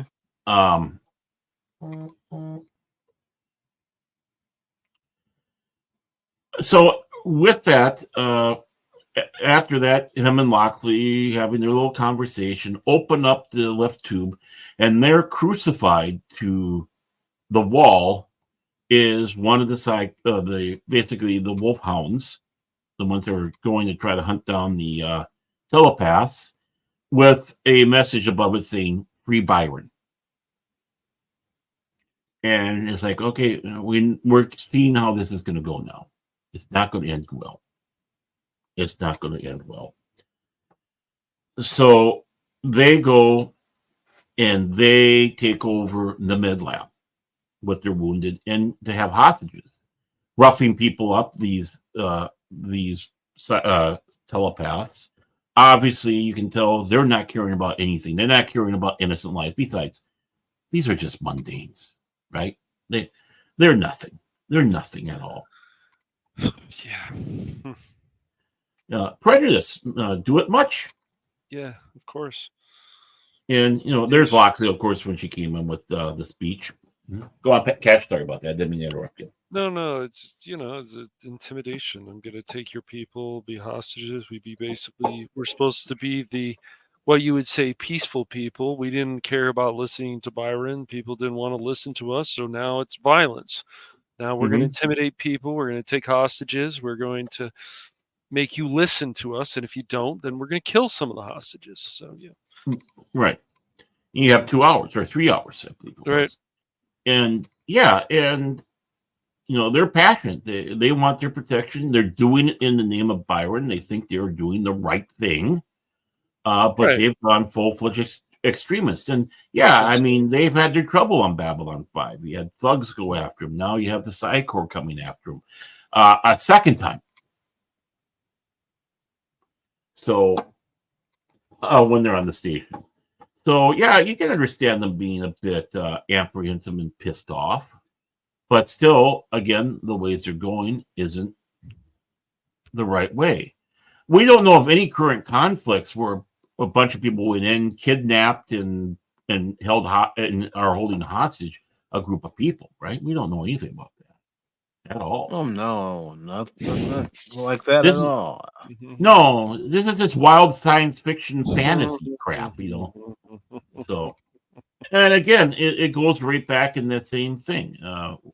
It doesn't matter which organization it is, whether it be the IRA, PLL, or not PLO, but Hamas or Taliban or a lot of these groups out there, or even just a simple person who's trying to do a bank job and get caught, and he's going to say he's going to throw out a body every 5 minutes unless I get a plane to Cuba. Right. Yeah. Using power to shut down whatever, shut down this.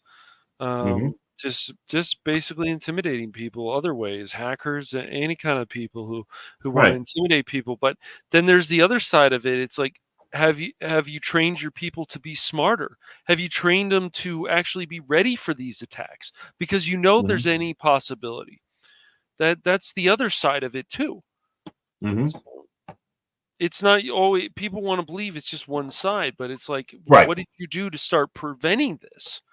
So, right. Yeah. I mean, you have to be looking back. We've seen, and we've already analyzed the sympathy and the angst of what the telepaths are going through, and just this episode of our show.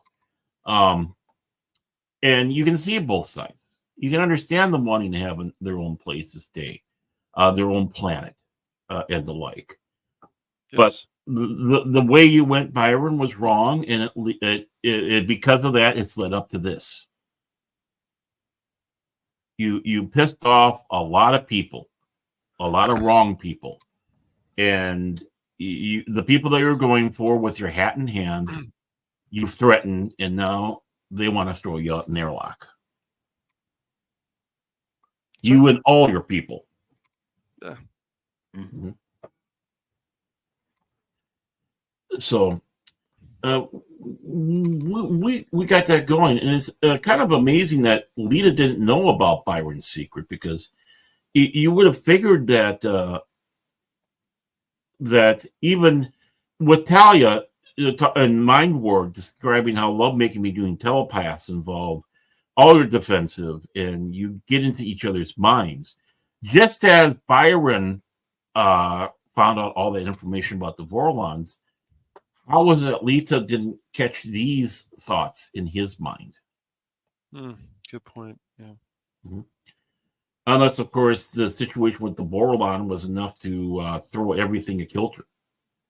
Yeah, that could have been the reason. Mm-hmm. And that makes even if Lita was more powerful than that, you're in that type of situation. She warned him about, this is the first time since I was transitioned. But just these shocks, even with him being a P12 and such, it can set things a little. Well, what would you say?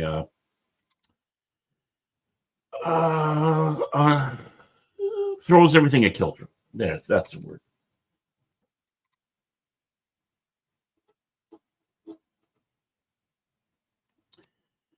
So, basically bringing the story to an end. Of course, Byron finds a way out with Lita's help. Just as Garibaldi is about to get shot, Byron actually shoots the man who's going to kill him.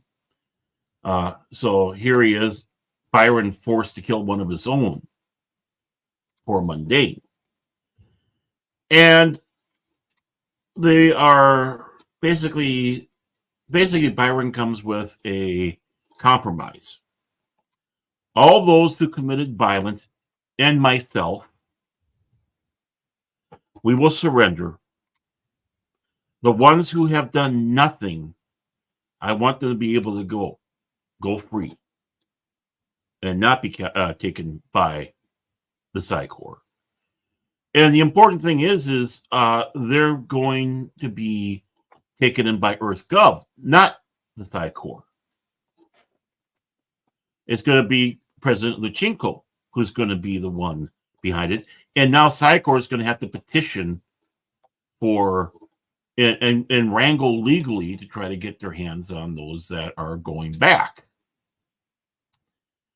Well, this comes down with an agreement, but again, you start having another little fight happen in where they all are.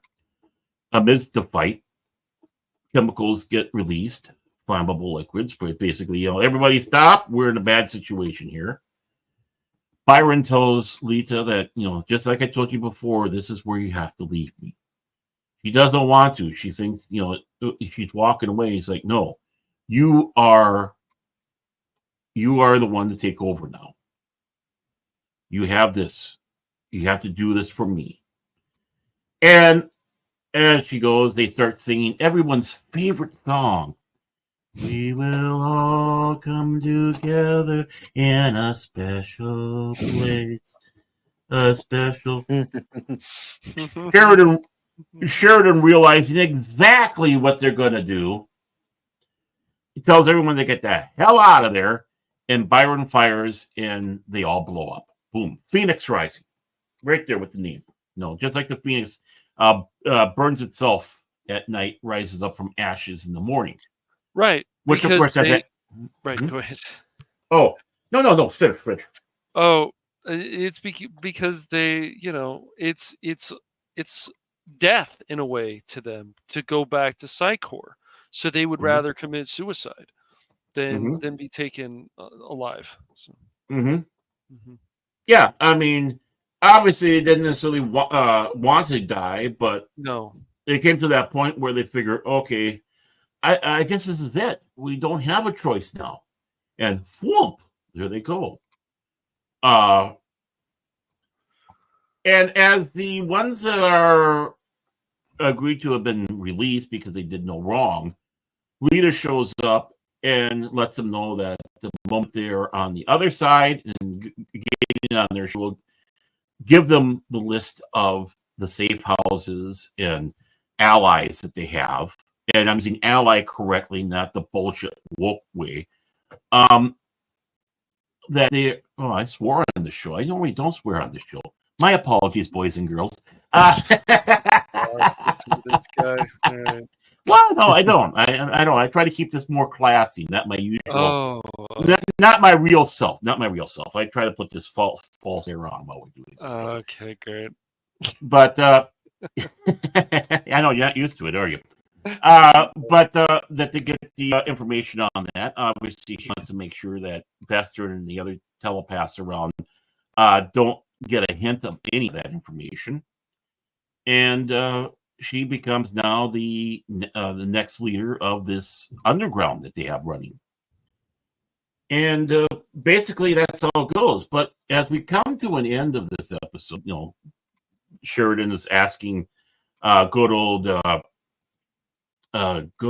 Franklin about how you're doing. I'm doing okay. And what about for Garibaldi? It's like, oh, don't know where he really is right now and all that. And the final scenes, we see him coming in to his cabin with a paper bag, pulls out this bottle of something whiskey. Can't really tell which whiskey is. And Garibaldi has hit the bottle again. And understandably so. I mean, he just had himself He a got real the crap mind beat out of him. Mm-hmm. Right. I mean, the situation luck. the situation with Bester, finding out what Bester did to him. Yeah. And then, of course, Screwed what up. the other telepaths did to him. Mhm. It just a little too much for him. And unfortunately, he hits the bottle and passes out on the bed. Goes to bed with it. And, that's it. We start. Not if the other episode was a tragedy of telepaths, now we have the tragedy of Garibaldi. He's been through a lot. Yeah, He has been through a hell of a lot. So the chapter that we had on the telepaths come basically to an end, but we still have obviously this scene plays into the next episode. The journey still continues on. Again, this is a flowing book, a flowing story, character building, seeing, and especially in the case of Garibaldi, he rises up, falls down, rises up, falls down. I mean, the man goes on a roller coaster and has had a lot of stuff happen to him. And which, of course, we kind of will describe a little bit in the next episode.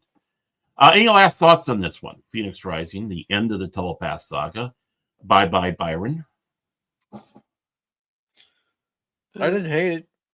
It's not terrible. I'm still not a big fan of Byron, but watching this over, like, I'm starting to understand it more, I guess, trying to be more reasonable, I guess, with Byron, but he did go through some crap, and there's no doubt about that. He was trying to do the right thing. I'll say that. He was trying to do the right thing. He was trying to do right by his people. Mm-hmm. He was. I would dare to say that Byron wasn't necessarily meant to be liked. He said enough things throughout this arc that I agree with that. We, as like normals, his disdain still for people who aren't telepaths, that still sticks around. Yeah, he's trying to do the noble path, but he did not necessarily turn himself into a true sympathetic character. And when you're having a story about warnings of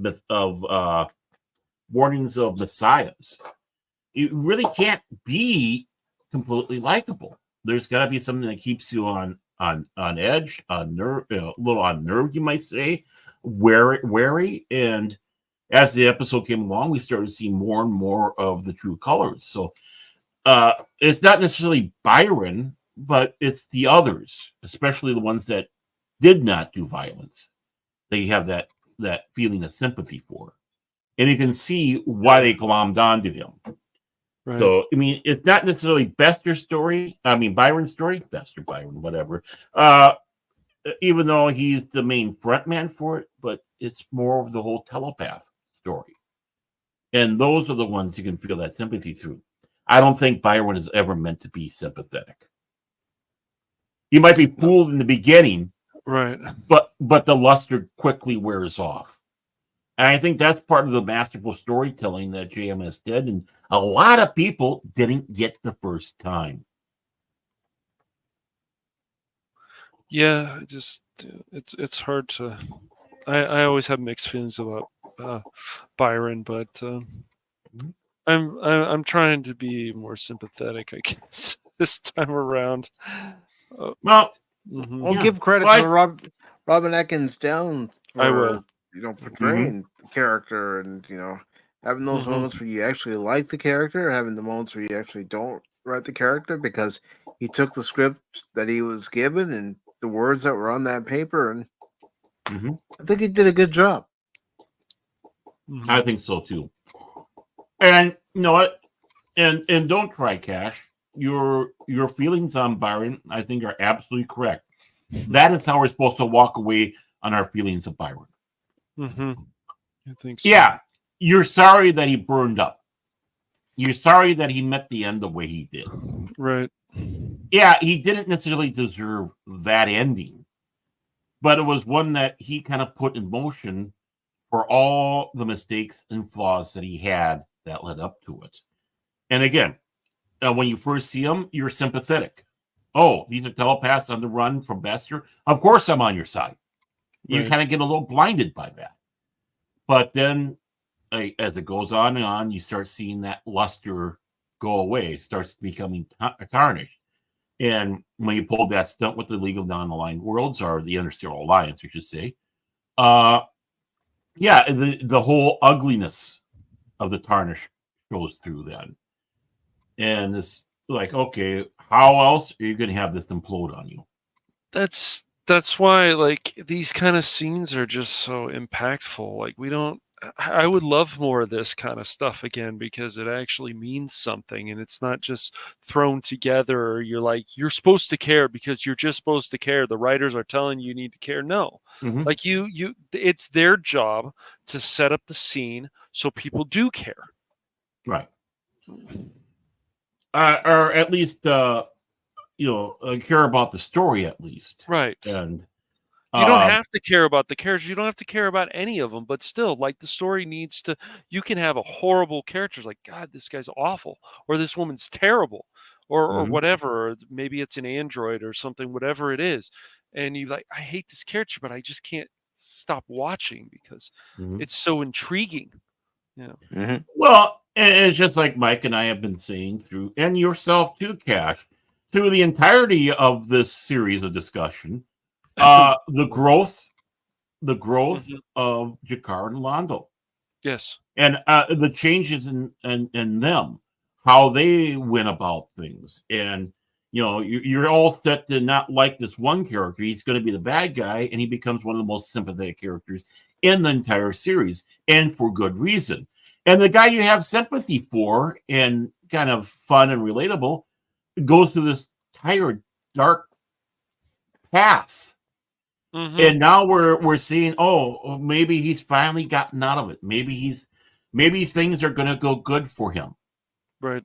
Or is it? Right, so exactly. Again, that's just the thing. Is it believable? Yes. And it doesn't need to be done in one 45-minute episode. No, you can spread it out over multiple episodes like they did here at Babylon 5. Not just this season, but multiple seasons where they spread out the story as part of multiple episodes. Right. Yeah. And more importantly, when you have the change in this episode, it doesn't go away the next episode like a lot of episodic TV did. No, because this was more serialized. Mm-hmm. And before we continue on, I just got to sit back and say, hello, DJ Ronnie Memberberry, nerd. Yeah, you remember that? I remember this. You remember that? Yeah, I remember. Good to see you, my friend. And I am honored to call you my friend, by the way, DJ. So, He's a friend to all of us. He's a friend of all of us. And his turtles, too. You can't forget the turtles. Can't forget the turtles, man. What's the problem, DJ? Are we not turtly enough to be part of the Turtle Club? That's all I got to ask. So, No, we're not nerdy enough. Come on, man. Nerdy enough, yeah, be part of the DJ Ronnie Club. Yeah, we're not nerdy enough. He's the king of all nerds. So, you got to tell him that story, by the way, Cash. You see there? We're all holographic figments of his imagination. Of course. Well, if he's not imagining, well, more importantly, if he's imagining me, that man's got problems. I tell you, time to visit the doctor, and I'm talking about the one at Bellevue. But before we continue on, though, any other last thoughts on this particular episode in the closing? And what? Not really. Okay. Hearing none, or not really, we'll talk about our last episode. Boy, we've been really talking in depth on this. We're about 148 now in this. Like, 4 episodes, forget an hour. We're really getting the meat of things. But this episode, The Ragged Edge, now continues on what we saw for the ending of Garibaldi. And he is, of course, drinking. He is missing meetings. And woken up by Zach saying you missed this meeting. We're concerned, and there's going to be another meeting. We want you to be part of with everything.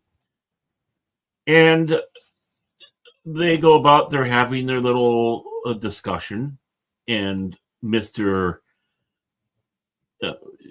and it's decided that Garibaldi has a lead, especially after the one ship that was flying along for the Drazi with all sorts of illegal things being piloted by a human, who is also the only survivor, is on the Drazi homeworld, and they need to have him because he's a witness. By the way, we want to thank, we had the turtle group represented. Now we got the guinea pig collective represented. So we're getting all sorts of. Hey, Tommy. We'll have to talk about this, man. Yeah, definitely. We're getting the animal kingdom being well represented here. Well represented. So with that, we have this episode again, and the ship is blown up. One survivor manages to make it off of there on the Drazi homeworld. It's up to Mr. Garibaldi to try to get him off and sent back to Babylon 5 so he can appear in front of the Alliance with what he knows. Because he knows something. Sheridan wants Garibaldi to go with Franklin, which Garibaldi sat back and said, no, I want to go alone. My contact, he's not going to appreciate this. He'll probably hide himself. Basically, all you're going to be is locked in a room somewhere for this whole time. You're not going to be any help. It's best that I do this. I work better alone. And Franklin, as Garibaldi's on his way out, is confronted by Franklin. He's like, did I do anything wrong? Are we good? Are we good? And Garibaldi kind of lays it down about, I've been shot, I've been stabbed. I just don't need someone to come along in this situation. It's better that I go by myself. So he does. Flies off to the Drazi homeworld. Sits next to a barfing Drazi on their re-entry. Gets to his room.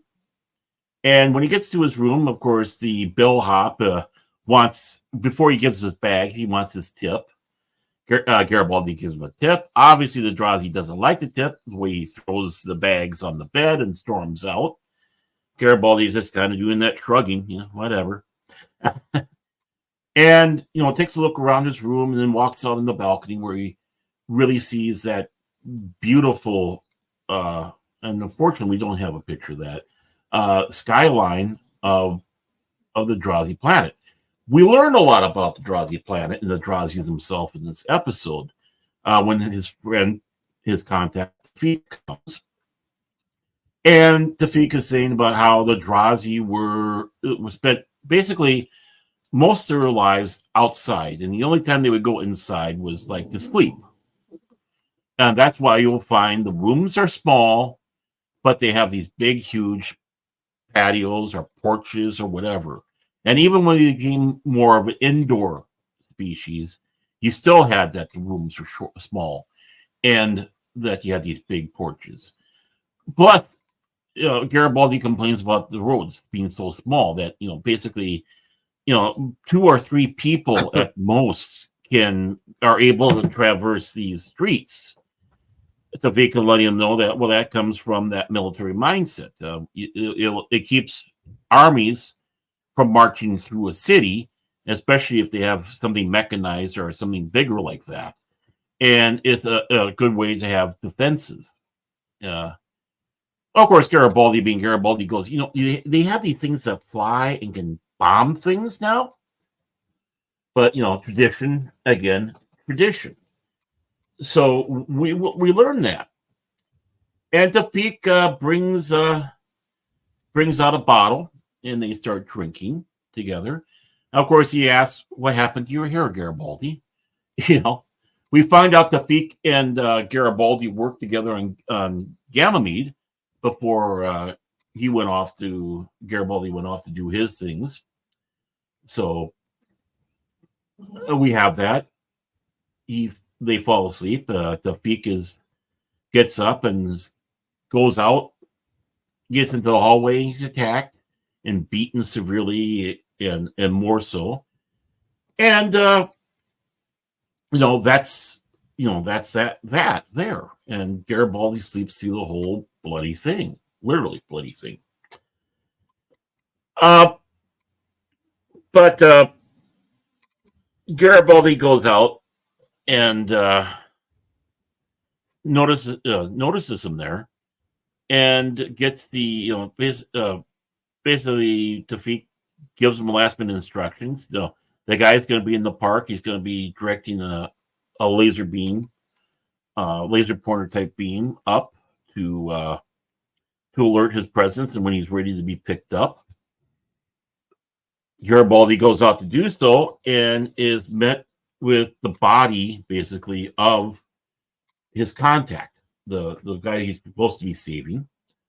Even though he was not named in the episode, the credits, however, gave him the name of Brannigan. Zap Brannigan? Oh. Brannigan's law is Brannigan's law. I like the feel of velour. Yeah. And Garibaldi's ganged up on and gets the beaten. It's not beaten out of him, but he's still alive. He knows that the guy is dead, so it's like, okay, he runs away just in time because that's when the law enforcements come in to find the body there. Now, I don't know if you guys noticed this or not, but he had both green and purple on him. So I'm thinking if you are a law enforcement officer, you have to have both colors because it's to show impartiality. That's my take. I'm standing to it. Okay, I don't care what anybody else says. I am right and you are wrong. No, that's just that is just my guess on that one. And Garibaldi contacts Babylon 5 to get basically got out fast. There's a White Star in the area. Have the White Star land in this particular spot, pick me up and get me back. This is the whole food bar situation. He does, and of course he kind of asked several questions about what's going on, what happened, why is this the case. Londo comes in late to the meeting and pours himself a drink, comes over. Garibaldi only has one clue, and that happens to be a button that he has in his hand. And Londo recognizes it instantly as one of the guards buttons that they have on Centauri. And how do you get your hands on it? He goes, well, I was down on the Zocalo. I saw the nice, good looking drinking, and I was told that it was like this old thing and whatever. He goes, you are taken. This is new. So anyway, right? So obviously, good old Londo is absolutely doesn't know what's going on, which starts a secret meeting between Jakar, Garibaldi, Delenn, and of course Sheridan. And the big question is, do you think Londo knows? No, we don't think he is. Should we tell him? And Jakar is the first one to say no. And his reasoning is because he will get mad, he'll go irate, he will start really ruffling feathers and causing an issue in that fashion, probably get himself killed, and we're going to be no further along than we are now. He mustn't know yet. So Jakar, again, on a higher level, is watching out for Londo. Bringing these all forward. I know Londo. He'll get hurt. No, don't do it. When maybe a younger Londo, like a couple seasons past, would say, yes, let me be the one to tell him. I want to see the look on his face as his world comes crumbling down of his precious Centauri Republic. Imagine me, one of their savages, telling them. But we don't. And that basically ends that, except for the fact that we see that Garibaldi's back in the bottle again.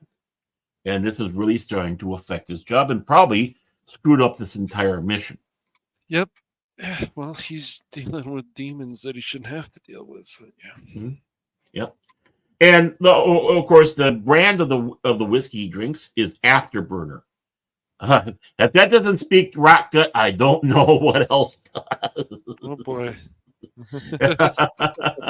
At least it's not, like White Claw or some pathetic thing like that. I don't think Garibaldi would be drinking a White Claw.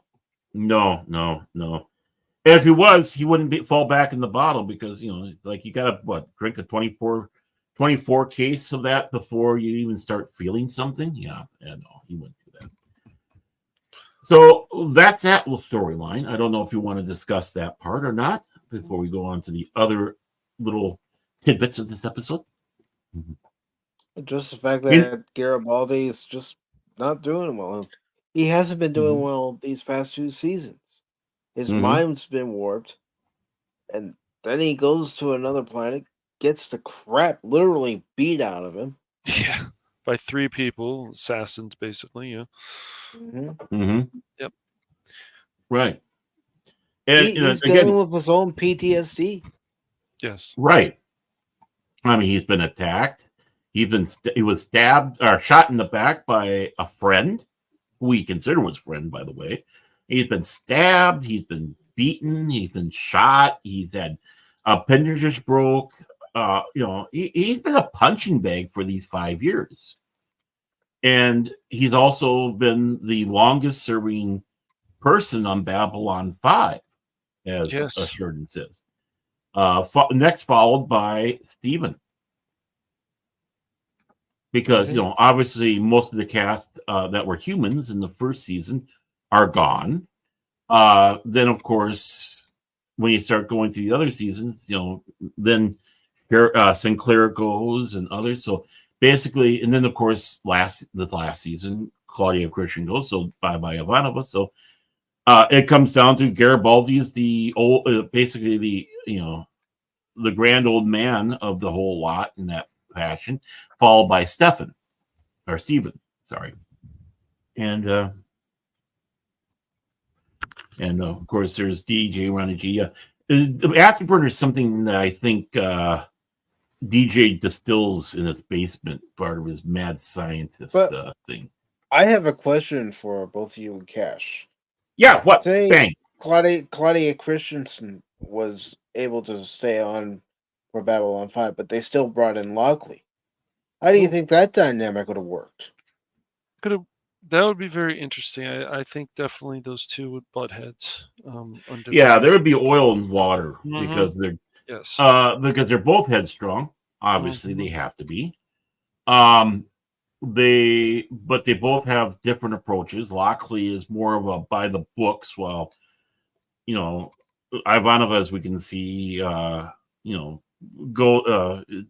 she's willing to bend the rules when they need to be bent, and even act like, oh, was that on the rule book? I didn't see it. That's right. Oh, my bad. I'm sorry. I won't do it again. Ha ha ha ha.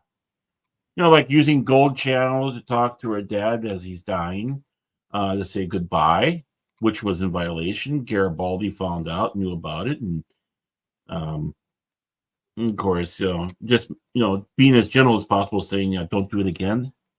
I understand, but don't do it again, because he's trying to cover that up. So, I mean, growing coffee on the station when basically her illegal coffee plant, so she can have fresh coffee. Yeah, who's taking care of those plants now that she's gone? Seriously. Yeah. Oh, that's a good question. Well, if it was Mr. Morden, it'd be him, because we found out in Day of the Dead that he was looking for coffee. Like, coffee. Got coffee? Maybe they shouldn't have killed him and just put him in the garden for his punishment. And your job is to take care of those coffee. Right. Okay. Make yourself useful, Mr. Morden. Mm-hmm. But yeah, I think there would have been headbutting on that one. Yes. But the other side stories, there's two of them, one bigger than the other. The big one is for some reason, well, other than the fact that Londo is, how life has changed so much that before he couldn't wait to get off of Babylon 5 to go back to Homeworld, and now he couldn't wait to get back to Babylon 5 and not be on the Homeworld. And he's flabbergasted by that. But more importantly, all these Narn are doing this, looking at him strangely, bowing at him, and it's like he's a prophet because of what he wrote. And it's like, right? It's like, well, maybe it's because you were gone so long, and imagine if you were there for the full 6 months, or what if we were gone over? Boy, would they really love you then? It's the fact that you were absent that they finally liked you, type of thing. Londo being Londo about the whole thing, and Picard was like, what the hell? What the hell's going on? And he does find out. He runs in front of his door, not just. Oh, by the way, all these people are holding books, by the way, just to let you know. But he gets to the door, and who's standing there? Talon, who's been in several episodes. In fact, he's the one that was being held on the ship being experimented on with Sheridan in the second season. And of course, they rescue each other, and of course, he's pledged himself to protect Jakar, and he's a warrior, proud warrior, and it's like, yeah, welcome, come into my office, come in. And it's like about everything. He goes, "Where's my book?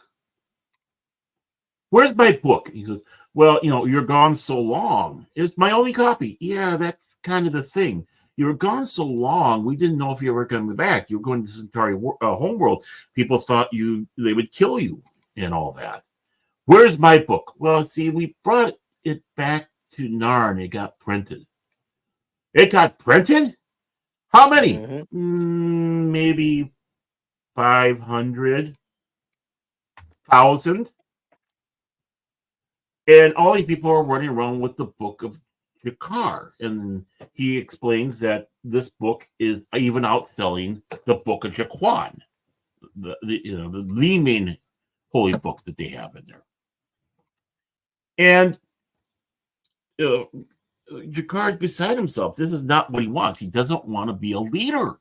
That's why he turned down the job of being in charge of Narn when Narn was set free. That's just not his thing. And and also the fact he changed so much, which is why he wrote the book of Jakar. And good old Talon says, really, I'm a warrior. I'm not very spiritual, but Right.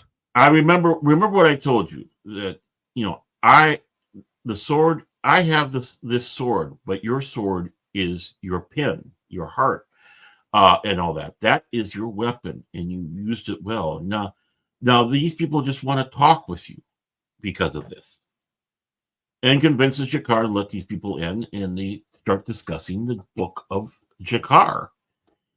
One of their little sessions where he's talking to him again. Now, in some ways, Jakar has become a bit of a messiah figure, a reluctant one, right? And the guy is, you can see there's one person there that's incredulous to the whole thing. This guy, is like, first you say this about the Centauri. He goes, when did I write that? Where's it in the book? Well, in the beginning. He says, because that changed it. It changed as you go along, about being peaceful. That you can see that change. And it's like, well, about the invalidity because the such changes in this holy book. He goes, give me your book. He hands it to him. And you can see what he's looking at there, and you can see the coffee stain of Garibaldi on there. They copy the book exactly, including the coffee stain that was put on there when Garibaldi was reading it, which is great. And he goes, put your head in the book. What? Put your head in the book. When you wouldn't trust a Centauri, they're an outsider. What about, I'm one of you. We're all together. Put your head in the book. And you can see him going forward. It cuts back. We're looking at Talon. You hear that flunk. And Talon goes, that is your first lesson.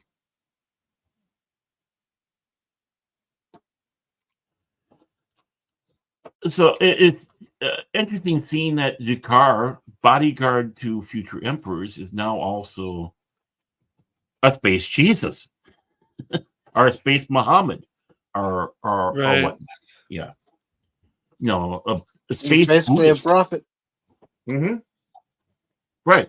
And he's going to be known as such till the day he dies. And after that, he's going to legendary status now, but these people have a chance to talk to this man, gain the wisdom straight from his mouth. What does this mean? Which is the good Lutheran phrase growing up. What does this mean? It's very important. It's like you question. Why you question? Because you want to know more and such. So what do you think about Jakar becoming this great prophet now? This, having this book of Jakar, and we know that the book isn't finished because he wanted to go work on it. So it's even an incomplete book. Again, it shows the growth of Jakar. Yep. How, in his time being in the lowest of lows that he was, the fact that he was no longer the official Narn ambassador, and all the trouble that he went through writing the Book of Jakar, Mm-hmm. because of his love for the Book of Quan. Mm-hmm. Again, it just shows where this character's come from in this whole period of time. Mm-hmm. I know we keep saying it tonight. I know I keep saying it tonight, but really, it shows you the growth of a character. Mm-hmm.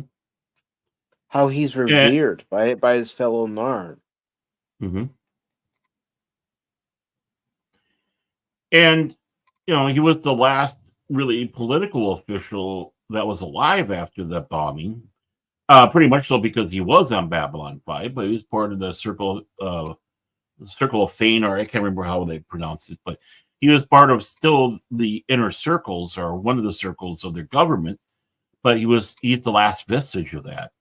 But like Cisco, Cisco is the emissary to the prophets. Jakar is this reluctant prophet.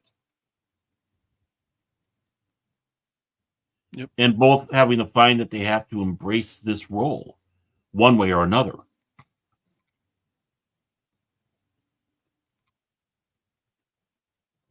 And even when he talks to the people about it, Jakar does. He's like, but as that one man says, that one Narn says, basically saying, "Oh, the Centauri is always bad," and it says, "Where does it say that? In the beginning?" And he's supposed to point out, yes, in the beginning, as in things can change, and you need to see this, that things are always willing to change, and things can be different, and situations can always be different.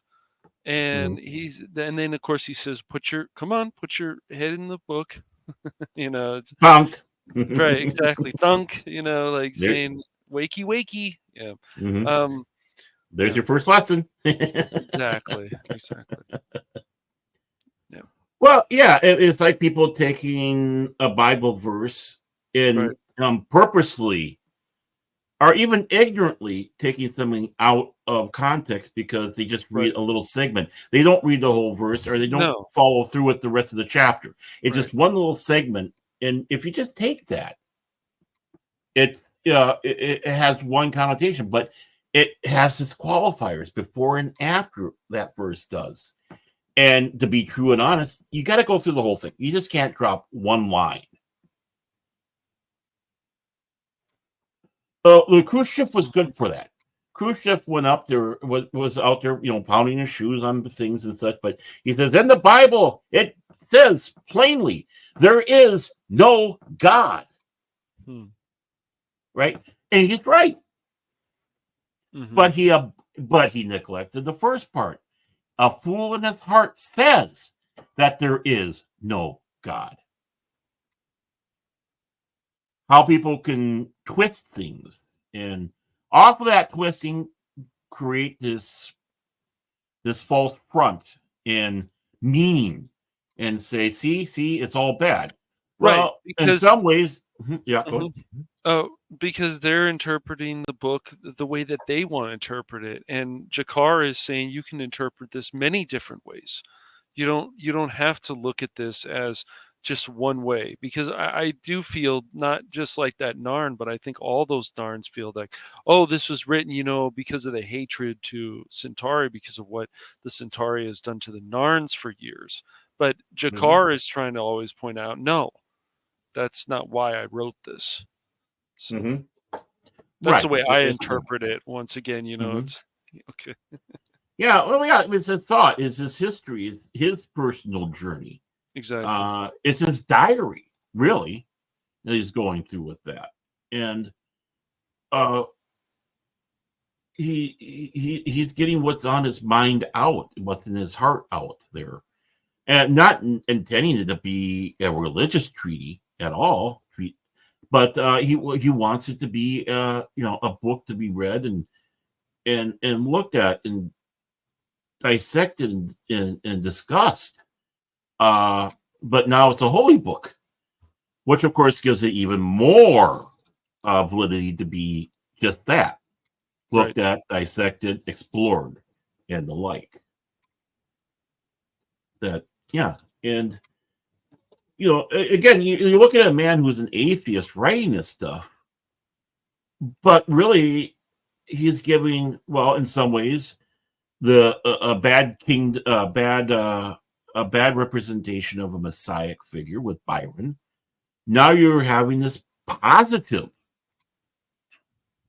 almost messiah, being bestowed that. One was wanting to be that. Jakar is reluctant in doing so, which probably is the best thing. You know, you're not pretentious about it. You're humble. Mm-hmm. And it's like, okay, I'll talk about what I wrote. And this is this, and this is that. This is what this means. And, you know, it's like, you know, imagine sitting down with your favorite author of a book that you had and discussing, well, when you had this character do this, what was the emphasis behind it? I mean, I know what was written in there, but what are other underlying things that weren't put in the book that obviously you have in your head because you know this character? Mm-hmm. That's what's so great about shows like Babylon 5 is you can interpret things so many different ways, and you don't have to just everything doesn't have to be cut and dry. This is what we've talked about. Like, writers forget that this is one man. One man wrote a lot of this. I think everything, pretty much. One person, Well, you know. And then he think got, I'm about- sure, ideas from other people as well. But yeah.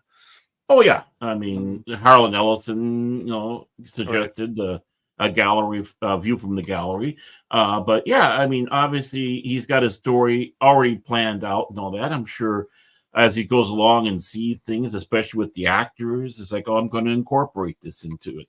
I'm going to expand this character and have him grow through some of the actions, real life actions that the people I have working for me are doing.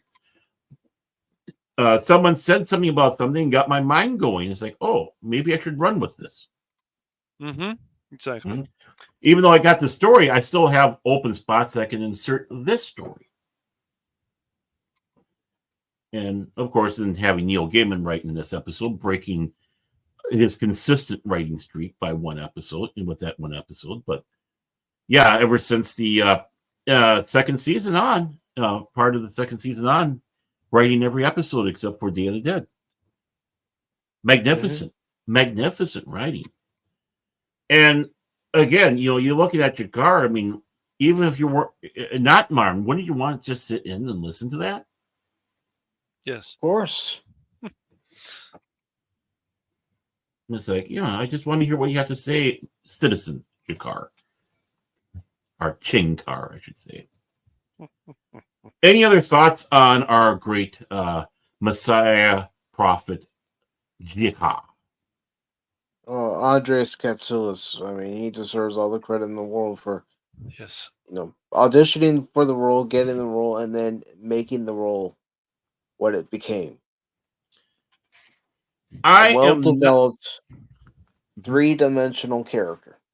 Right. And honestly, I'm not saying this. It's not just pandering because I like this show or such, and I think being that it was a science fiction show and on a syndicated for most of the time, hurt him on this. He should have been nominated for an Emmy every season. Yeah, but you know how it goes. They don't. This has been going on for. They look down on science fiction. You got it. They look down on science fiction. They look down on fantasy. They look down on comic book stuff, and then they started sometimes finding a brain, either the Oscars or the Emmys. But since we're just focusing on TV, it's the same thing. Dr. Cox should have been nominated a whole bunch of times. There's people in Better Call Saul who should have been nominated and maybe even should have won. It's a whole list of things. What they like to do is they like to play their little games about how this is a procedural show, and so we don't have to think about it. It's really stupid. But that's like an example. Same thing that they feel like it's a sci-fi show. It doesn't deserve to be in the same category as this drama and this. Yet there's so much drama in Babylon 5, but they don't care. So. Right. I mean, you look at John Marquette, who is great, and he did great in the role of Dan Feeling. There's no doubt about that. And he kept on getting nominated. He kept on getting winning until he finally sat back and said, "Please stop nominating me." Sure. I quit nominating. He actually went forward and said, "Quit nominating me. I know I'm good, but there's other people who are good too. Quit nominating me. I don't want to win anymore. Yep. I got my ego stroked the first time. The second time was nice. It starts becoming meaningless if I keep on winning this award." Right. Because there's others out there. I know there's others that have done a better job than me. Yep. I mean, right? Yep. Mhm. There's this whole list of people, even, like just things with Fresh Prince of Bel-Air, other stuff. I mean, I don't know if that ever got nominated or not, but there was like powerful No. episodes. There were powerful characters. Same with Family Matters. Same with even, Full House is not one of my favorites, but there's episodes in there. It's just not. There's certain things about it, but it's just that they could have nominated certain episodes, certain situations, like, oh wow, this is real life. Like, I don't even know if stuff like Golden Girls got nominated. Maybe it did. I don't I'm know. not sure, but But- yeah, they just look down on this stuff, and you're Right. just like, once again, like I've talked about many thousand times, missed opportunities, Baron and Mike. Yeah. Missed opportunities. Yeah, I mean, Cheers is one that defies it Oh, yeah. because of all the nominations and awards that it got. I know that you liked Full House more than Friends, so I don't. No, don't I get me didn't there. actually. That's funny. Hilarious, Baron. Hilarious. Yeah. But I mean, when it comes around to Andreas Katsoulis, those 5 years, I think every season he should have been nominated and at least one time. Show should won have the award. Wando. Right? And so Right. yeah, Right. same So thing should with have Delin. Show should have a Mhm. lot of characters. Mhm. Yeah. Mhm. Miss opportunities again. That's what it is, and they don't care because they're stuck in their ways, and they don't want to open up this stuff, and it's just crazy. And when Well- they do, then they go back. Then they Hollywood revert is back still to the old stuck stuff. in their ways. Of course they Mhm. are. Yeah. Right. But I give really the special a point to Andreas because not only doing this great acting, but he's got all that makeup on, and yet he's able to still do these facial expressions Yes. in his eyes, even though he's Yes. got contacts in. The eyes still Mm-hmm. work on it, Yep. and it's like just the extra effort he's got to put into playing that role. He deserves something. He deserved recognition. He did. And it's a shame he never did. Mhm. I mean, as much as like the Star Trek series and all that, it's really hard for me to put a lot of the people who played in Star Trek on the same level as Andreas Katsoulis. And that Right. goes for many other things out there. Mm-hmm. Yeah. Right? I'm not saying they weren't fine actors or actresses. That's not the point. Right. But it's the fact that he was able to rise up above all of it with all the impediments an actor gets, and he's able to make it shine.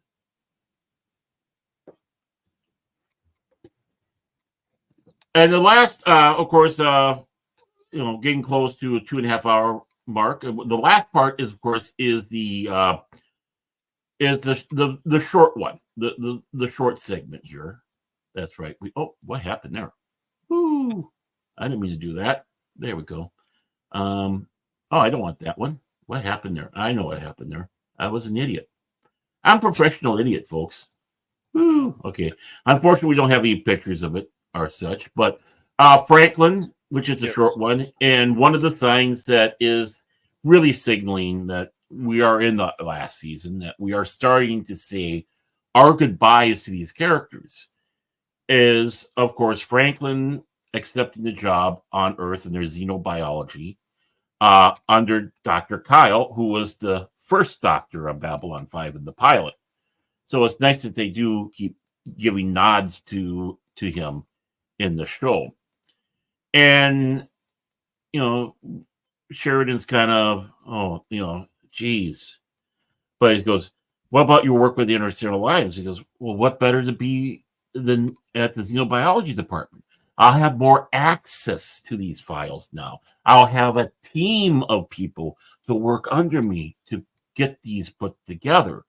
It's a dream made true, but the sad thing is, I have to leave this place, this home that I've had for 5 years, and the friends I have, which makes it so hard to leave. But an opportunity like this, it only helps everybody. Me, the Alliance, Sheridan, Delenn, everybody. But it comes to that sacrifice. So beginning of the next year, he's on his way out. Again, here is our first getting ready to say goodbye. The bad news has been dropped on us now. And we know it's limited now. And he'll be on his way, which also means it's going to be the last episode.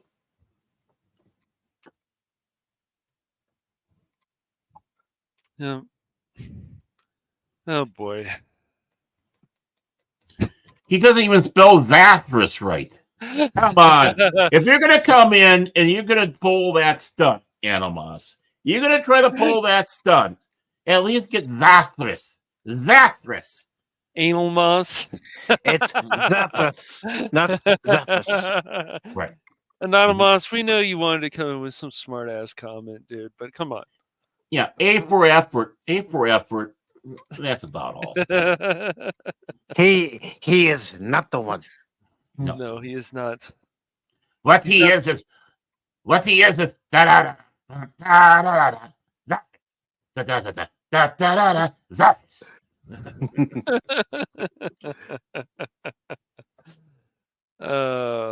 Yes. So my question to you then both is, do you guys liked how this was written? Did you want, I remember talking to Krit, and I'm not sure, I don't think Phil minds how this went, but did you guys think that this was good? Like, oh, now, Franklin leaves the ship. I understand people would move on to bigger and better things in their life, but would you have written it this way, or would you guys wanted to have Franklin stay on the ship and find a way to No, deal I with would, especially with this being the last season of the series, it? I would have it where slowly but surely, one by one, our main cast starts leaving. Mhm. Right. I Okay. mean, honestly, when it comes down to it, everything comes to an end, even in our life. I It know does. what jobs that we've had, even jobs that we love, right? Mhm. But Right. we leave them because there are other opportunities out for us. We don't want to necessarily leave. We love these people, but we have to go. Right. It's time to go. And yeah, again, this is a book that's supposed to have a beginning and end. Did we want to see Bilbo and Frodo going Right. off into the west on those elven ships? Mhm. Leaving Bilbo, Frodo, not Samwise behind, Right. Yeah. leaving the others behind, including Aragorn. All of them. Did we want that? Well, no, but Mhm. it was necessary. Right. Frodo was ill. Bilbo was dying, basically. Right. These years were Yes. catching up to him. Every story comes and has an end. Mhm. And this is the end. And this is, I think, one of the first kind of hitting us that we are coming to that end. We know when it's coming. It's time to start really savoring this. When you're walking the decks of the sets, I'm sure that, or even with the characters walking the sets, the actors and all that they're prizing in every moment because they know this is probably going to be the last time. Yes. And spoiler alert, we still see Franklin at least one time after Babylon 5 in the Crusade series. So, this is a good thing. I mean, if he stayed, what would it matter? The story still comes to an end. Right. But in this case, he's going to bigger and better things, which we always want to have people that we love. And we love these characters. Just like in our own lives, there are chapters of our lives that come to an end, and we begin a new chapter. Mm-hmm. Like Exactly. I've already said, I'm just emphasizing it. Mm-hmm. And and with Franklin, do you want to be dead end on Babylon 5? Because really, in a sense, he'd be dead ended there. But True. obviously, he has a lot of knowledge, a lot of skill, He is needed elsewhere. And by doing so, he's going to be even helping 1,000 times more. He's done everything he could on Babylon 5. I agree. And he's got a good staff. He knows he's got a good staff, so it's not like he's worrying that things will go higgly-piggly when he's gone. Because these are people he worked with, people that he was training, proteges of his. Because obviously he knows that sometime either he's going to leave, or if they're in a situation with a war or a battle, much like being held hostage and threatened to be murdered because the telepaths aren't getting a home planet. You're not going to always be there, so you can't have it all about yourself. You got to pass your knowledge on, like Jakar is doing with his book of Jakar. And then when an opportunity comes, you take it. And it's not an opportunity he was asking for. It was given to him, handed to him, saying, will you come to us? Right. It's like the humblest way to go. He was headhunted. And, it's like, you had to think about it. It wasn't a quick decision, because we were told in the episode before, I believe, that he had this message coming in. Mm-hmm. So it's already gearing up, and now we're seeing the effects of what that message was about. And it's small but powerful, and it's meant to be. It's just like comes the day when Pop Talk comes to an end, and we have to go our own ways for whatever reason. We know it's going to end sometime. Hopefully, no time soon. Right. Agreed. I want to be 80 years old when Mike says, I think it's time we hang it up. Welcome on the Pacific for Pop Talk. Yeah. The young Cashman is going, come on, I can do it. Look at my chin. No, Casper's the one sleeping. It's time for my afternoon nap. I'd be like, no. I said, what did Mike say today? No, that's okay. I'll hear it later. Yeah. So no, you'll call me anything but Mike. You'll say, oh, no. What did David say? What did Mark say? Yeah.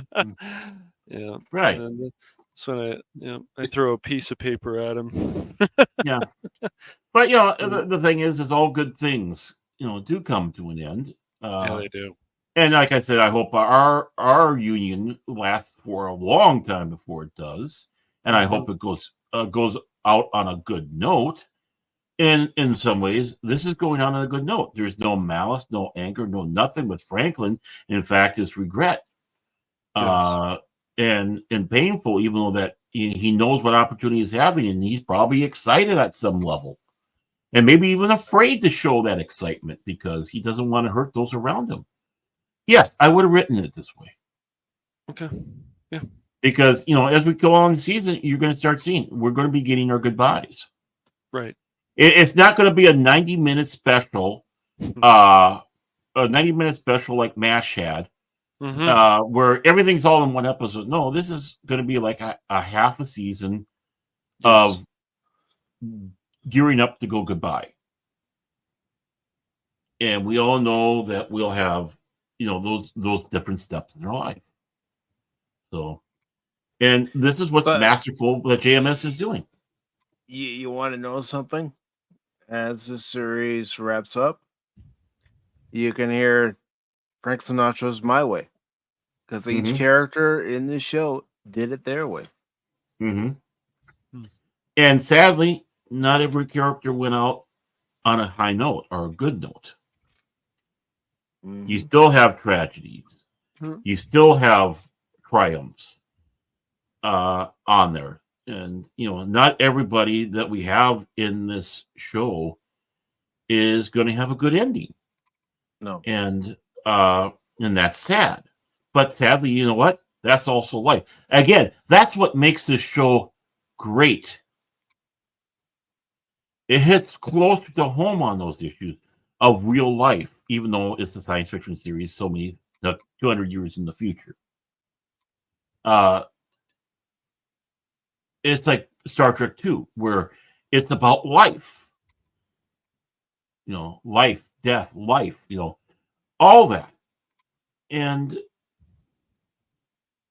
with all that, we can we can identify even more with these characters, even more so than characters in our other favorite shows.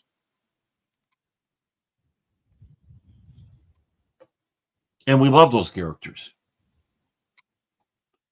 You know, the original Star Trek didn't have that final episode where, except when Vic Mignogna did his Star Trek Continues, his 2-part quote unquote final episode of the original Star Trek, having that goodbye that Star Trek should have had.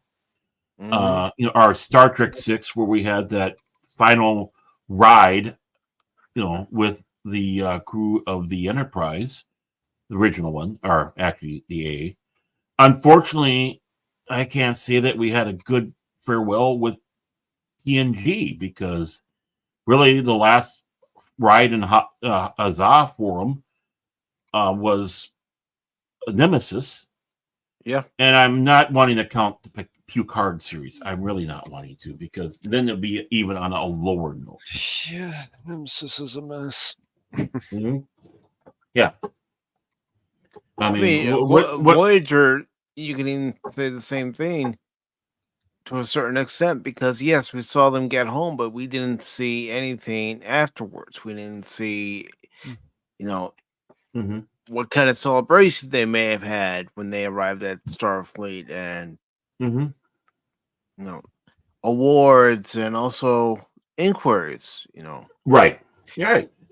you And- gotta look at it from this way. If you're gonna do an inquiry, it's gonna be on the members of the Maquis, the former Maquis. Right. Are they still going to have to serve time and all that? And, you know, and it's funny thing you bring that up, because believe it or not, you know, when I watched the last episode of Voyager, because people were having a get together watch, so it's like, okay, yeah, I'll come. You know, it's the old Star Trek group I hung out with. You know, we watched the last episode of DS9, but I asked, I brought that up. It's like, you know, what's sad is we didn't see the aftermath of them coming home. And I'm not saying that in a bad way, but when I say the aftermath, is the ending, that they should have probably had a few episodes. They should have come home a few episodes before the last episode, and seen how they get integrated back into life. And someone sat back and said, "Well, who cares?" Yeah, that's what they do. It's not proper closure that way. I'm Right. sorry, the Yeah. game didn't have proper closure. The series Right. may have had closure as far as the producers and writers were concerned with Voyager getting home, but proper closure would have been the inquiries and everything that followed their return. Right. You know, how are they going to approach Janeway after going through all her logs and what she had to do to survive? And of course, in Chakotay, and you know, being the head of the Maquis and the first officer, and B'Elanna also being the head of engineering, and Tom Paris being the helmsman. And what about this Borg babe that came back with the hips and the thighs and other things? You know, what we're going to 7 and 9. Yep. And what do we do about this? Right. And also, Starfleet might have brought this up. Okay, we're looking at Mr. Kim's record. Why didn't you promote him even once? Right. During his time. Yeah, other people were given promotions, and then some got promotion, demotion, and got the promotion back again. But why do you leave this character at ensign through the entire freaking series? Which is, I think, insulting to the character and the actor who played him. Right? Yeah, no, I think it's good to always ask questions, even when these shows are end. It doesn't matter whatever show it is that you consider popular and so on. What's going to happen to this character and so on. I mean, I feel stuff like Agents of S.H.I.E.L.D., watching it for the 7 seasons it was on, I still feel the 7th season could have had more episodes, but the way ABC handled it, it was like, you guys could have given them maybe 20 or so episodes, but I mean, it's been so long, I don't exactly remember how that ended. But even, and it's just like, I think it's fine to ask questions. And when people say the words, "I don't care," that right there to me is a big red flag, and it's a huge issue, because if you don't care, then you get enough people who say that, then we're not able to push even further Right. Exactly. in the story or whatever it is. Yeah. And it shows even back then with that show coming in. I'm a lore guy. We have this opportunity. Exactly. You're going out on your own term. You can do something like that. Just like the same with DS9. Right. Great, but you know what? It would be nice to have a little bit more of a final closure after Cisco does his Zahu Doom dive in the at the end there.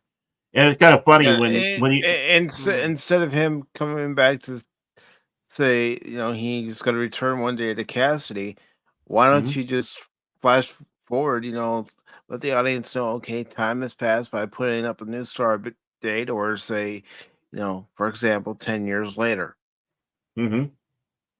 Right, exactly.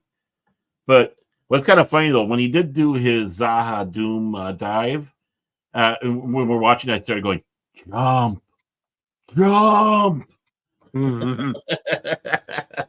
There was a Vorlon inside you,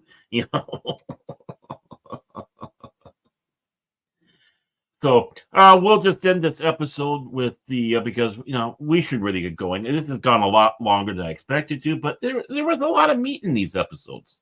Even it was the dreaded Psychor Byron story. But to quote Talon, congratulations, Citizen Jakar. You are now a religious icon.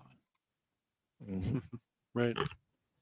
And again, this series is an icon of science fiction storytelling. And I'm glad it's starting to get recognized a little bit more now. And thank goodness that Hunyek at WB isn't there no more.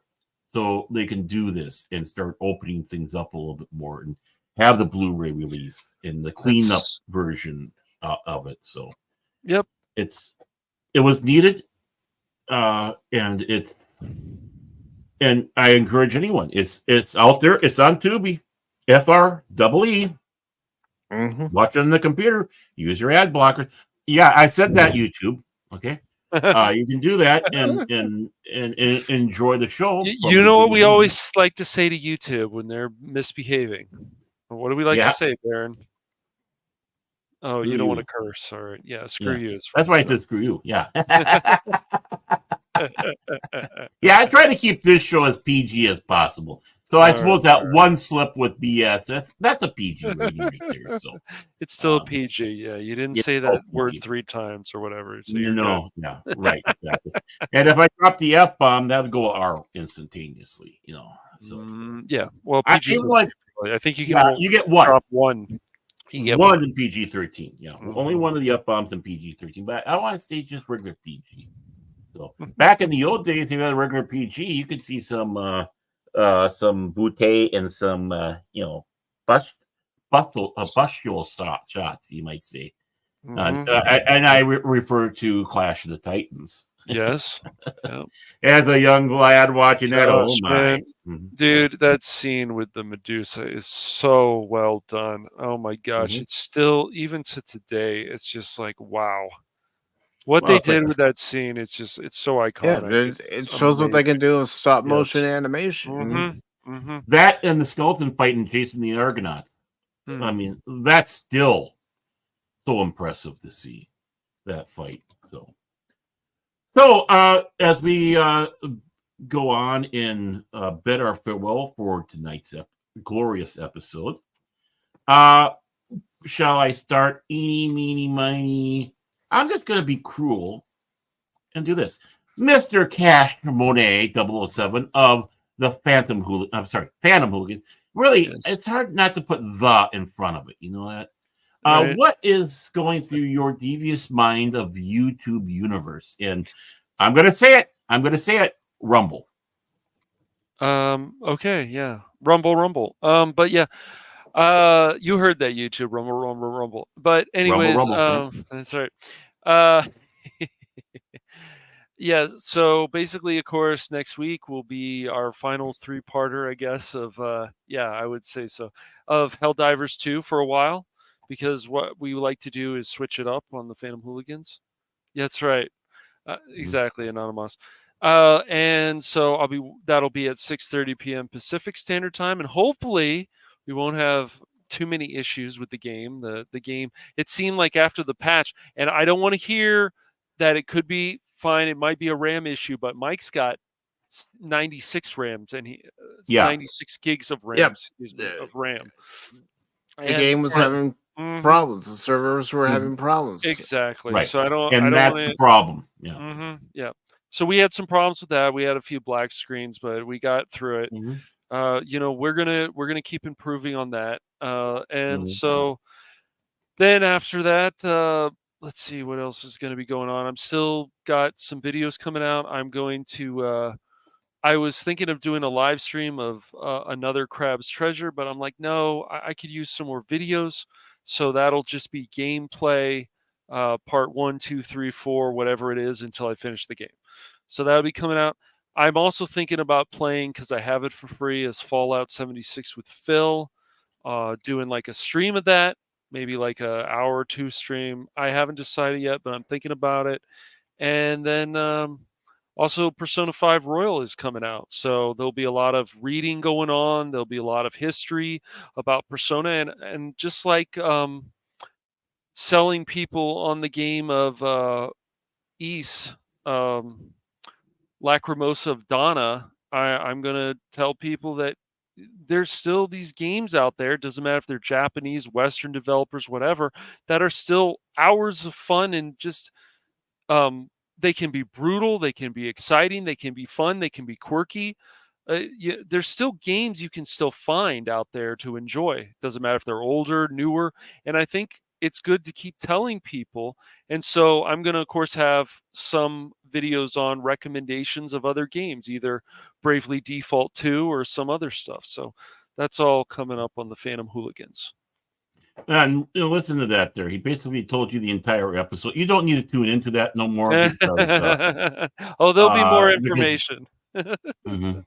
That's good.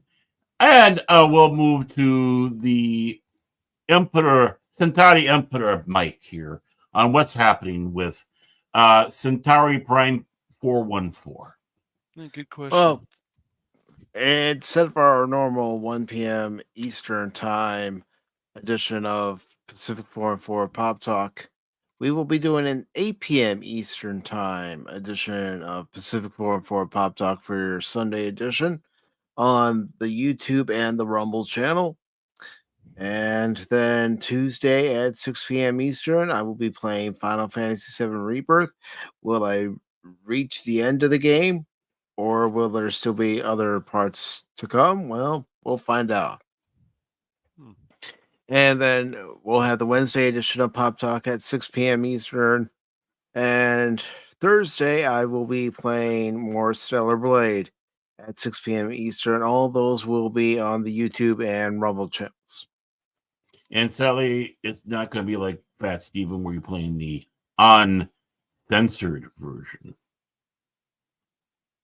Well, what a freaking dog, Aaron. Aaron, you just had to twist that knife just a little bit more, dude. Well, I do. I always do. But just, I'm like, dude, I'm you're such a dick. There is a way for me to show you, and it's in the game. It's not some kind of modification. There is a way to show a little bit more skin on Eve, but do it, man. Do it. Head for the chopper. He's just gonna be like, oh, but see, somebody else is playing the uncensored version because they did something else with it. But Mike is playing the censored version, and Fat Steven said that basically he's got the heart. Didn't do those updates, so he didn't have that happen to it. So, and I think he said he has a physical copy too, so that helps. So he does. And of course, Fat Steven, you can catch on Rumble, along with a lot of our episodes of from on the Pacific side on Rumble, and I think even Cash Monet is transitioning stuff over to Rumble. I'm Yes, just doing Cash that. Money just to- Madness. Yep. Yeah, I know. I am just wanting to do that. And of course, for me, I've most of these guys already took the win out of my sale, but that's okay because I'll be joining them on many of these programs that they're talking about. Why not have them talk about it? But of course, the same Babcom channel, Babylon 5 time next week, right? We will continue on with the next 4 episodes. The first one we'll be discussing will be extra fun to do, by the way, knowing which one's coming up. If you like Bester, you'll love this. And 7 o'clock Central Daylight Time, Phantom Legacy next week. Please join me, Mike, Cash Money, and Phil McCracken, and we'll serenade you for a wonderful time.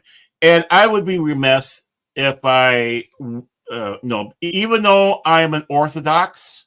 I know which day it truly is. May the 4th be with you. But for me, the real Star Wars day is always going to be later on this month, if you catch my meaning.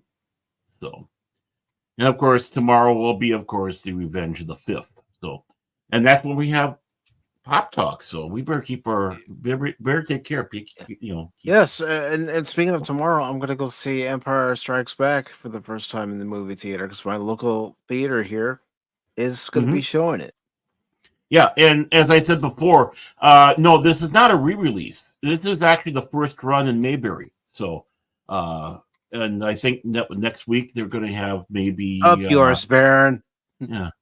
I'm trying to keep Baron. it PG. I'm trying to keep it PG. Well, Baron, this dude, like, we could both harass Mike, but no, you just want to keep harassing Mike. So I'm just gonna back off, let you do your thing, and then when you're in the dinghy, it's not gonna be my fault. It's not gonna be my fault. Okay. Well, just tell me. I, Mike of Pacific 404, wish Baron the best of luck on his future endeavors. Hey, just think of me. Just think of me as Baron Gutfeld. How's that sound? Oh boy, of course. Yeah. Oh, and we have a very important message here from Anomoth. It's Empire Anonymous. It's George Lucas Star Wars, not this Disney crud. Yeah. It's the other empire. It's the good evil empire, not the bad evil empire. It's like he doesn't understand because he has to play with his wand and he's been playing with it too much, and then he gets annoyed and he starts saying these things. Just tell us the truth, Anonymous. Just tell us the truth. And before we go to, I just wanted to address this one here. Well, unfortunately, you guys didn't get the movies in your Blu-rays. No, I do. I do have the movies with the DVD releases. Oh, so I would love to talk about the movies myself because you have in the beginning the prequel movie, Third Space, which is Lovecraft and Babylon 5 universe. You have River of Souls, which has Michael Sheen, has Michael Sheen in it, and very centric on Lockley in there. And then you have the pseudo pilot or introduction to Crusade with I got Metal Block in the name of that one movie, but which is also a good movie. Our first look at the Excalibur. It's wonderful. I have Crusade on DVD. I would love to actually talk about Crusade too, because if it wasn't for the interference, I think it would even have been better than Babylon 5. So. I see what you wrote in there on Anonymous. So. This isn't a wide release of Empire Strikes Back. My theater under new ownership does their own movie nights. And remember, classic movies. Remember, and this is the first run of this film. It took that long to get there, so it's not Disney. It's still Lucasfilm. So get over it. It's all right. He wants to play with this golden wand again and stuff. Look at my golden wand. And people said, "Look, put that away." No, I'm an Anonymous. And then he starts going outside. Go do do do do do do do do. And of course, speaking of Anonymous, let me not be neglectful here. Of course, I do want to highlight everyone's favorite penguin besides Punk Waddle. Champion, I believe, of the first Penguin Dome. 2 penguins enter, 1 penguin leaves. That's right. Low spec Linux laptop. Thank you so much, my friend, for joining. Of course, he was on our panel and he decided to grace our chat too. Philip J. McCracken. Of course, we have the Turtle Club man. I'm not turtle enough to be part of your Turtle Club there, DJ. Of course, DJ Ronnie G and his turtles were here. Thankful for him being there. Tommy and his guinea pig collective. So we have so we have reptiles and we have a little I don't know. Are they considered reptiles? Not reptiles, but I mean rodents. I don't know. But and then of course we have. Whoa, what's this? Oh, okay. So that's right here. Yeah. Oh, and speaking of Philip McCracken, hey Phil, we're just saying our goodbyes, man. Yep. But wrap it up, brother. Goodbye. Bye-bye. Yeah, the moment you popped in, that was it. So, of course, I also want to thank all those who were watching on the various streams, Facebook, YouTube, of course, and X. And the ones who are watching on YouTube who didn't comment, but that's okay. No problem. Well, yeah, they're mammals. I know that, but rodents are mammals. Okay, TJ. And turtles are not mammals either. Just in case you got confused. But all you who are watching, you're just as important. Thank you for doing so. I know you have other things you could do on a Saturday night than to listen to us for, but you chose to be with us, and we are very grateful. If it wasn't for you, we wouldn't be doing this. We'd just be fighting in the back room and calling each other's names.